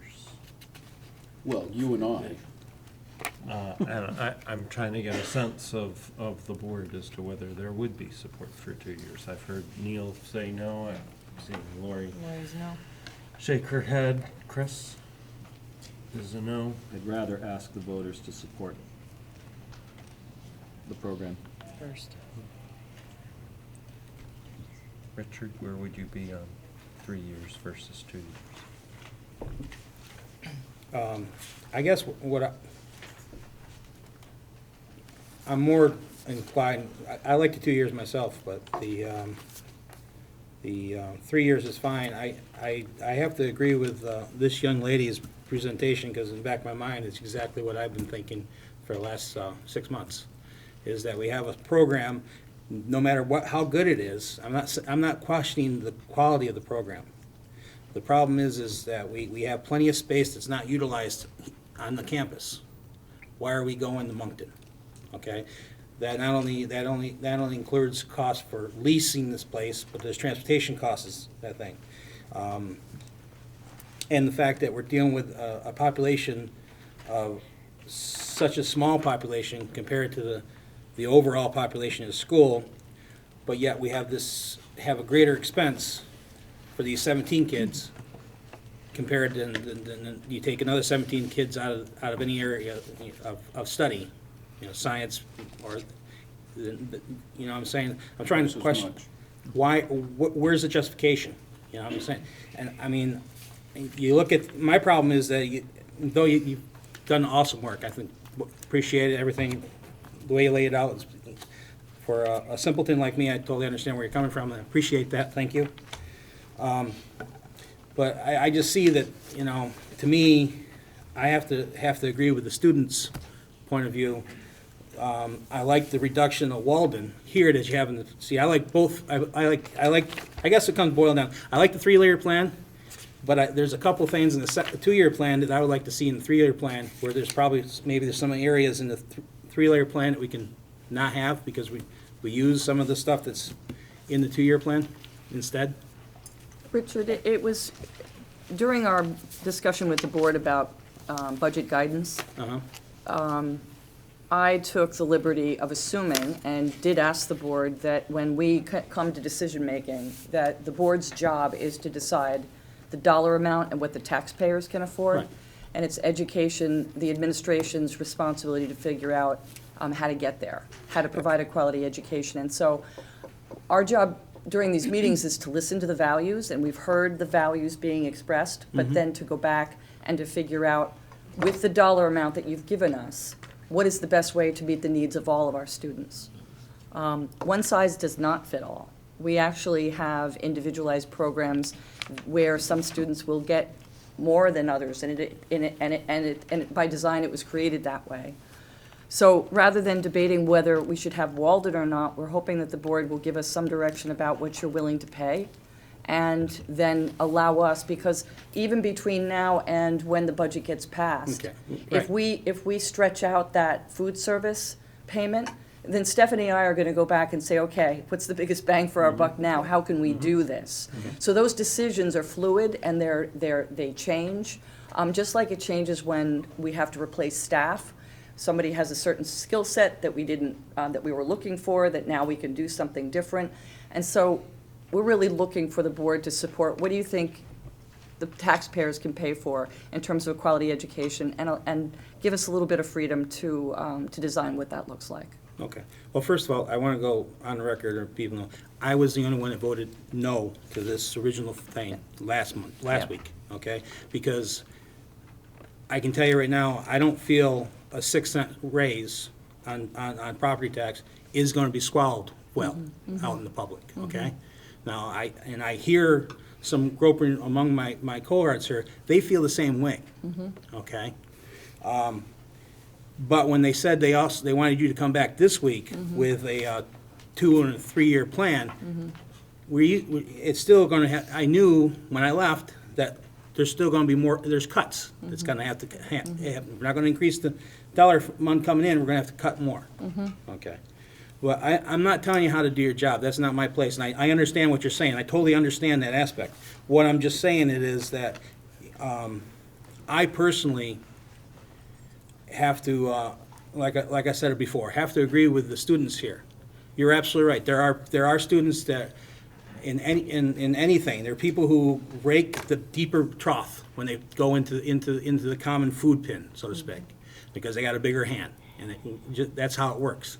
But it comes down to the fact that as a responsible board member and as a parent, on top of that, I also have to consider what is best for the majority of things. That's I'm not telling you how to do your job. That's like I said, I wouldn't have you come up to the lab and tell me how to do mine either. So I mean, I understand that completely.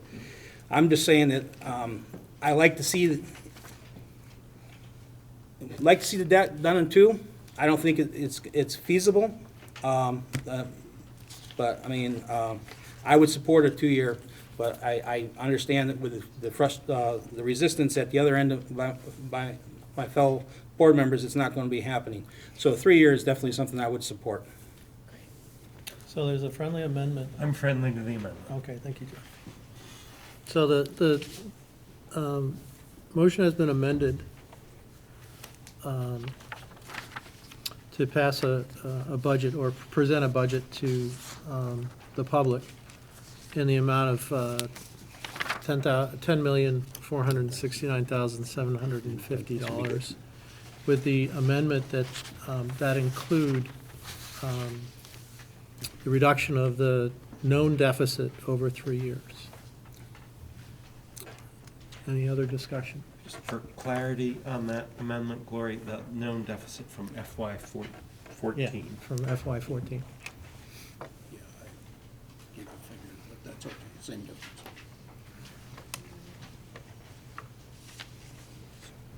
Just giving Gloria a little minute here. Any other discussion while Gloria's finishing?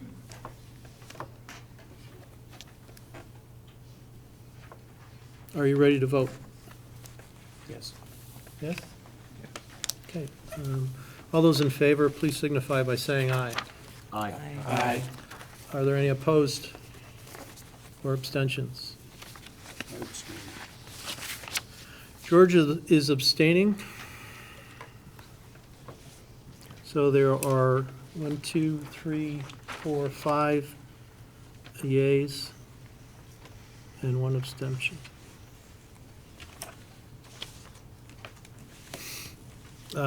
Okay, So we're on to adoption, signing of warnings.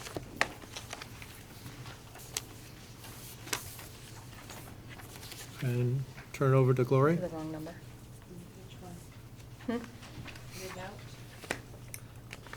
We need to know whether we're going to go for a separate article on, for buildings, capital improvement, thank you, because the warning addresses both the budgeted amount and that. Okay, then I would suggest that we either discuss that now or table a discussion, or are you prepared to discuss that now? We are prepared to discuss that now, Okay? are we? You looking at me? Yeah. Yeah. Talking to me? Yeah. Okay. Well, we're not just gonna ask the public for $50,000, we have some ideas for how we can spend that money. Yeah. The problem I have with discussing it now, I guess, is that it's not on the agenda. Yep. And this isn't an appropriate time to add it to the agenda. So if we need to take action on the signing of the warnings, we're not limited by time, are we, if we table the adoption or the signing of warnings? Can the warning for the budget only be signed and then brought back for the second article discussion? Or do they have to both be? The warning is the warning. Okay. It has to have all articles on it. Right. If I may, Yes. the policy doesn't talk about having money and agreeing to spend it right there. The agreement to spend is when the projects are brought back to the board for approval. So can't we warn the money without having a specific place it's going? We know we have needs.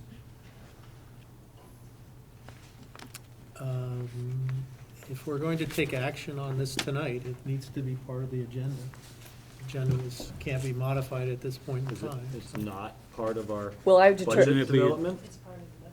Yeah, Yeah, I was gonna say that was this is my, a I'm sorry, that was my mistake. I was interpreting this conversation to happen under budget. Yeah.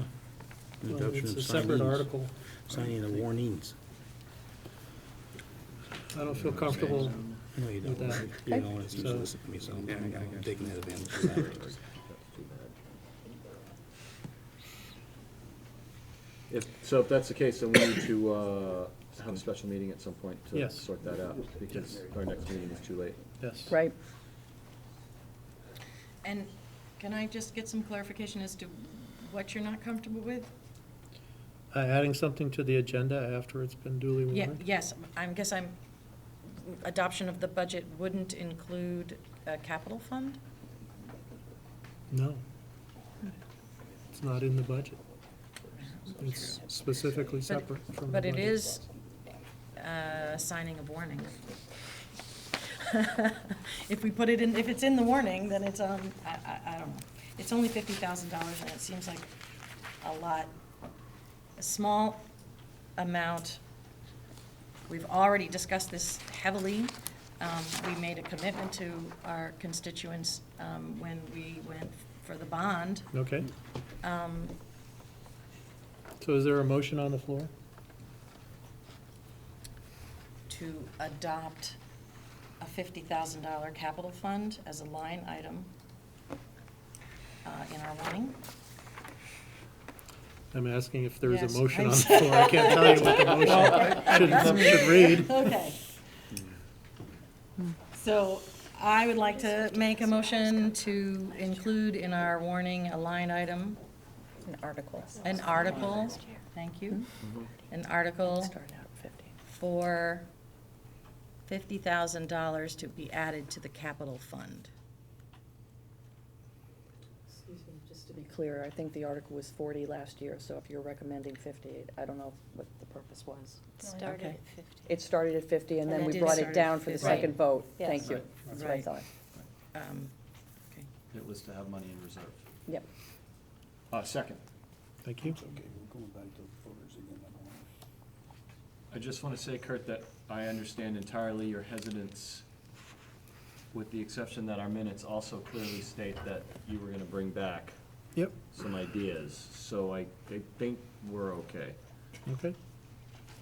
So there's a motion on the floor to add $50,000 to the capital fund by separate article on the day of voting, and I think it's been seconded, right? Someone Yes. seconded it? So, is there any discussion? I'd like to see the amount be higher. I would propose a friendly amendment to do so if it were to be accepted. Based on the analysis that Stephanie provided to us back in October, we're not gonna get where we need to get at 50,000 a year. Do you have that number there, Jim? Or like, Well, I'm looking at,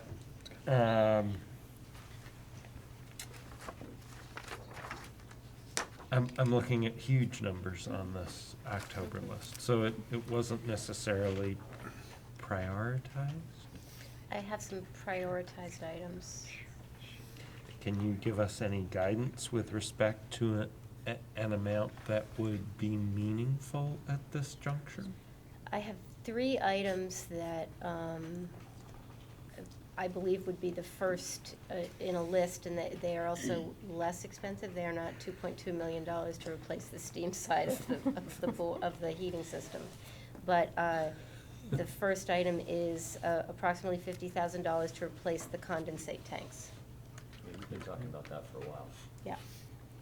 well, we incurred a pretty large expense to repair the condensation tank by taking a piece of copper pipe and putting it out the Yes, you window. did. Or That's because it was. because it the- has to, it can't be leaking in the boiler room.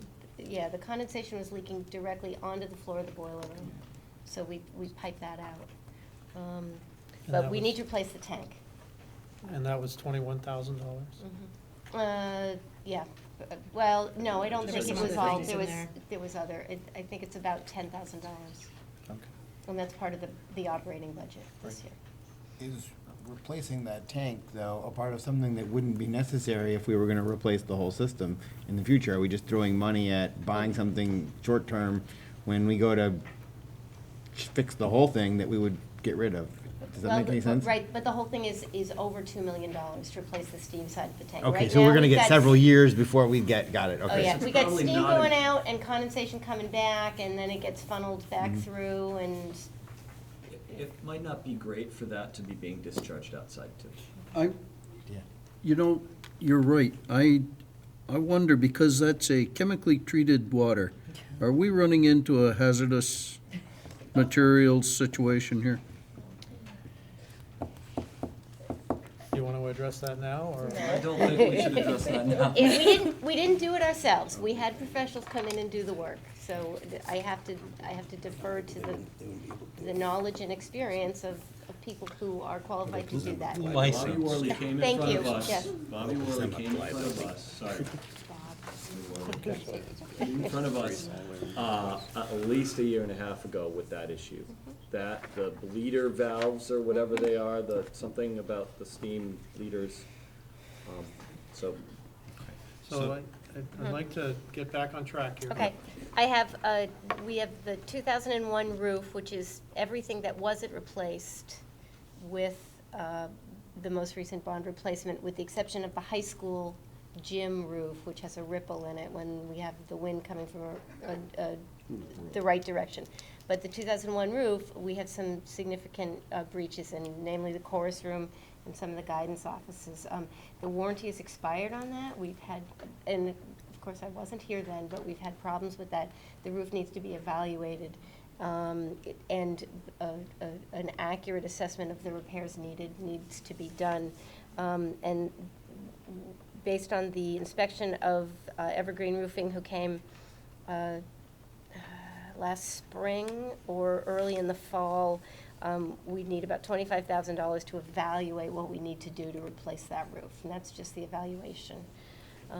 And then finally, and this is all in terms of the envelope of the building, we're, the turret that way, and the band facade has a metal facing along the floor that is starting to decomposed, I guess, from salt mostly. So in places, the metal has been pitted through, exposing the wood framing behind that, and I'm worried that we're gonna have significant rot. So, replacing the turret and the band facade and some of that work around the gym entrance is, well, it starts at $50,000, but we would want to eventually look at replacing the auditorium doors, entrance doors, and the gym doors as well. But $50,000 to replace the facade of those two structures. So that's where I put that money first. So you came to $125,000. Yes, and 25 of it is to assess. That's an awful expensive assessment. Yeah, I don't believe that The- we would want to spend a capital fund on an assessment. Yeah. Good point. So whatever priorities you have, it sounds like you have sufficient need. We've talked about putting money in a capital fund, and it sounds like you're doing some repairs and some, purchases, capital. As we can. Yeah. So I would just caution you to make sure that they are true capital purchases. Because that's, it's very important to keep capital away from operating budget. In a previous district, they had a policy defining the criteria for a capital expenditure. Okay? That's probably going to be part of our financial policies. You said again. Sorry.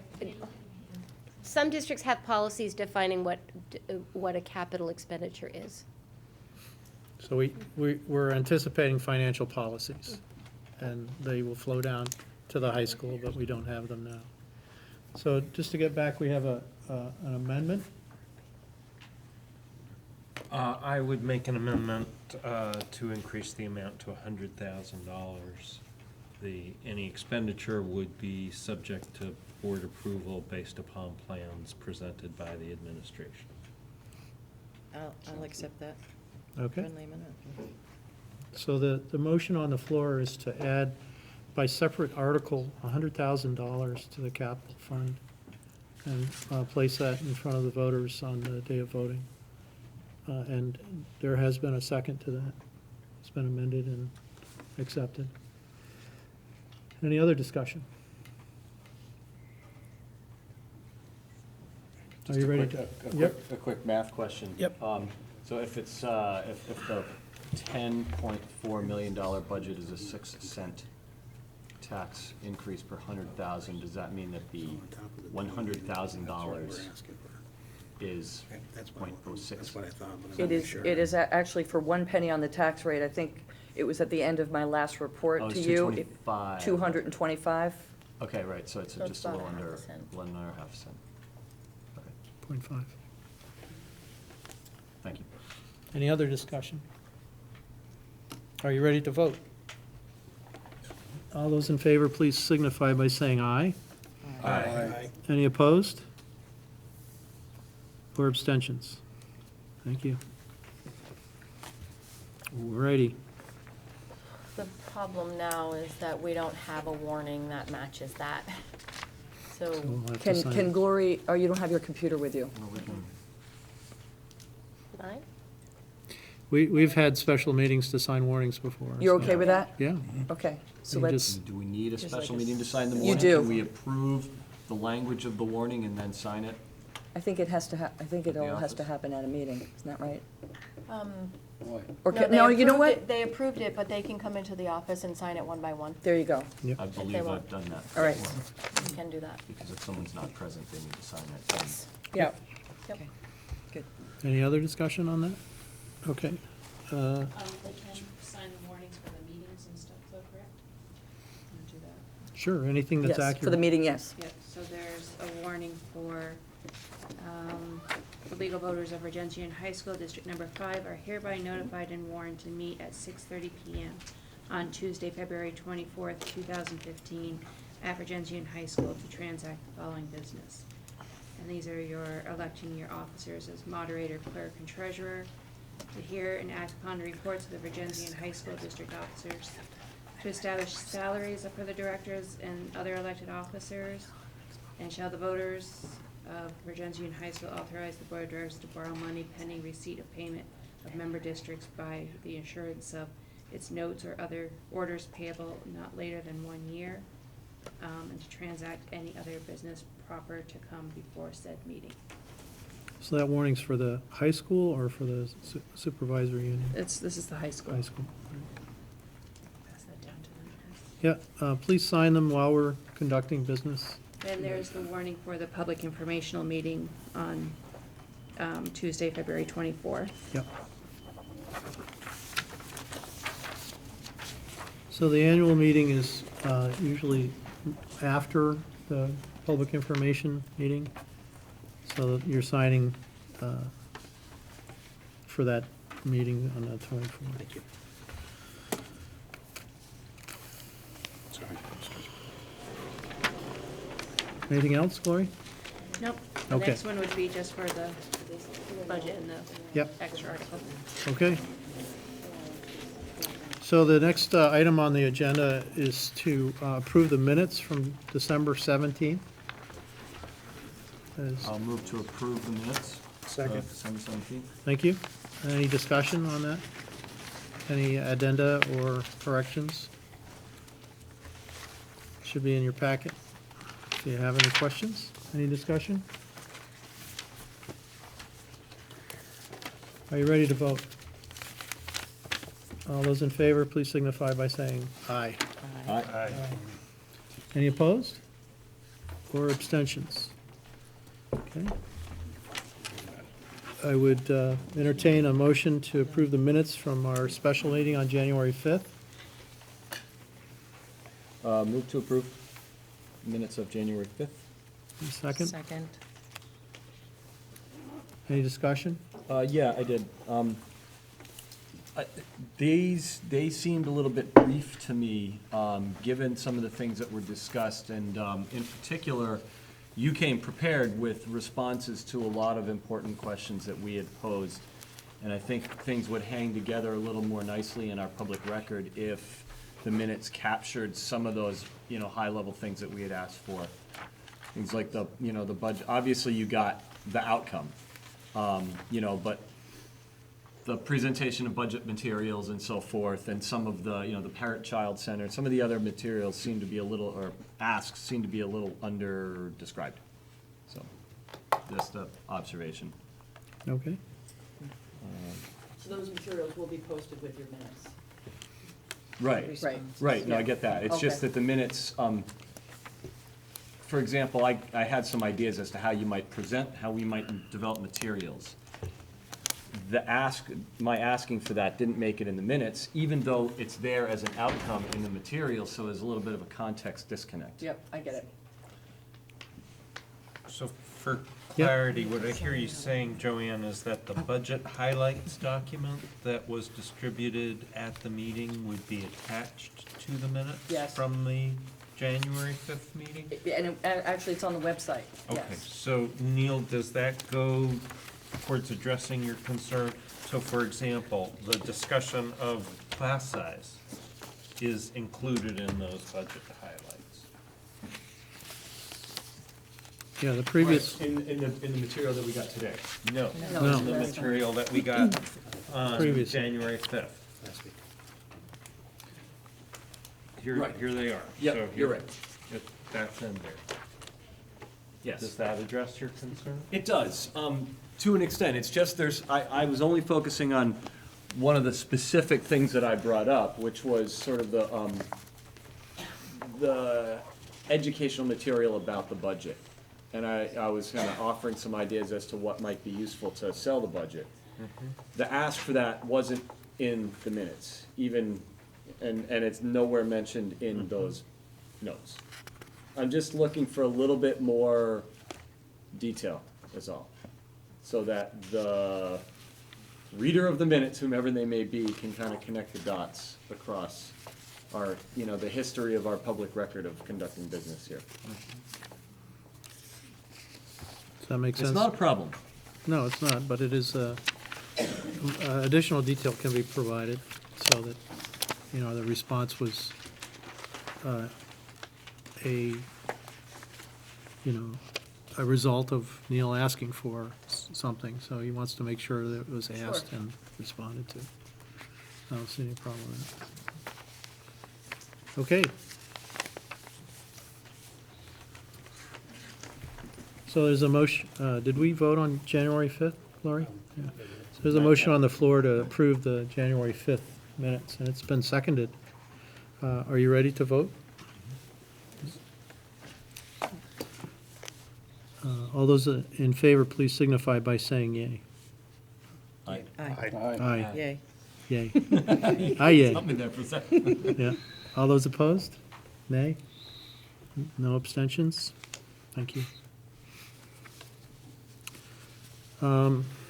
Policy matters tonight? So I had a brief scenario, Kurt, but that's really, I'm gonna just throw that back to the board to see if you wanted to do something like that tonight. Not all board members have their policy books, I've noticed, but it's getting late, it's up to you. Thanks. Move to defer? Second that.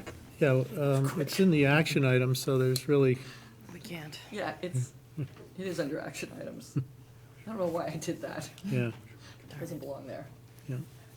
So there's a motion on the floor to defer this or to table this? Yeah, we don't have to do it as a Until the motion. next I think we meeting? can do that as a consensus, right? Yeah. We don't have to take it up if we don't want to. So no action was taken on policy matters, Glory, just for, are there any personnel matters? No personnel matters this evening. And the other is to set the capacity limit for school choice. Yes, annually, the board should review information from the administration to help set the parameters around school choice. Typically, Vergennes Junior High School has accepted up to 10 and has allowed 10 to call school choice in another area. I was hoping to bring some additional information this evening, so I'm going to ask that we table this also till next month. You don't need to do it for a little while, so the next meeting would be within the timelines. Is there any concern about that from anyone on the board? No? Okay, no action was taken on that as well. Thank you. Any discussion items? Yeah. Okay. I do. Just a little feedback from the community that I got. I think it would be helpful as we, and we'll talk about this offline some more, but helpful as we develop the materials around the budget, that we really clarify kind of the role of the district budget in relation to the role of the high school budget. Okay. And, very clearly bust apart those three components, the special ed, the transportation, and the operations in the district office. I think folks will want to see, that everybody's kind of sharing the pain, if you will. Yeah. And understand how that's happening. Okay. So that was some comment that I got from a few people, and I think it's a good thought. Okay, good. Any other board members want to discuss any other items? I think it might be helpful to know the staff reductions we've had over the last few years. I think there's a perception in the community that we haven't done enough. And I personally don't have that perception, but it seems that that's a perception. So it would be, I think it might be helpful to have those numbers, or at least some general statement about, what we've done to address our reduction in pupils and therefore our staff. Yeah, I agree. Perhaps we can have that as an agenda item in the next meeting in February. Planning. Planning for and communication. Yeah, planning and communications. absolutely. Yeah, and materials. Great. So let's try and chat before then. Sure. I'll email you sometimes, maybe we can do that on email, what kinds of information you think the board would find helpful. Sure. Yeah. And just, That's to the public that remains, if there's any suggestions as to organizations that we could talk to, or last year, Jeff and I went to the Lions Club. I went to the Ferrisburg, they're not called aldermen, what are they called? Select Board. And if you think of any organizations that we can go to, or events, or, activities that we can share with the school, please share them with us, and we'll make the necessary plans to do so.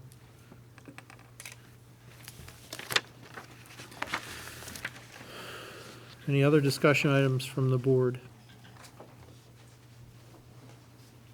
Any executive session this evening? No executive session. Okay, the next meeting is on February 9th for the high school board meeting. It's here at 6 PM. The annual meeting, which will be duly warned, is on February 24th. And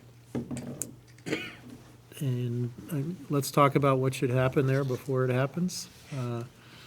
February 11th is the Addison Northwest Supervisory Union meeting. Any other meetings that we should note? Okay, any other items pertinent to the board? No? Then let's adjourn. All right.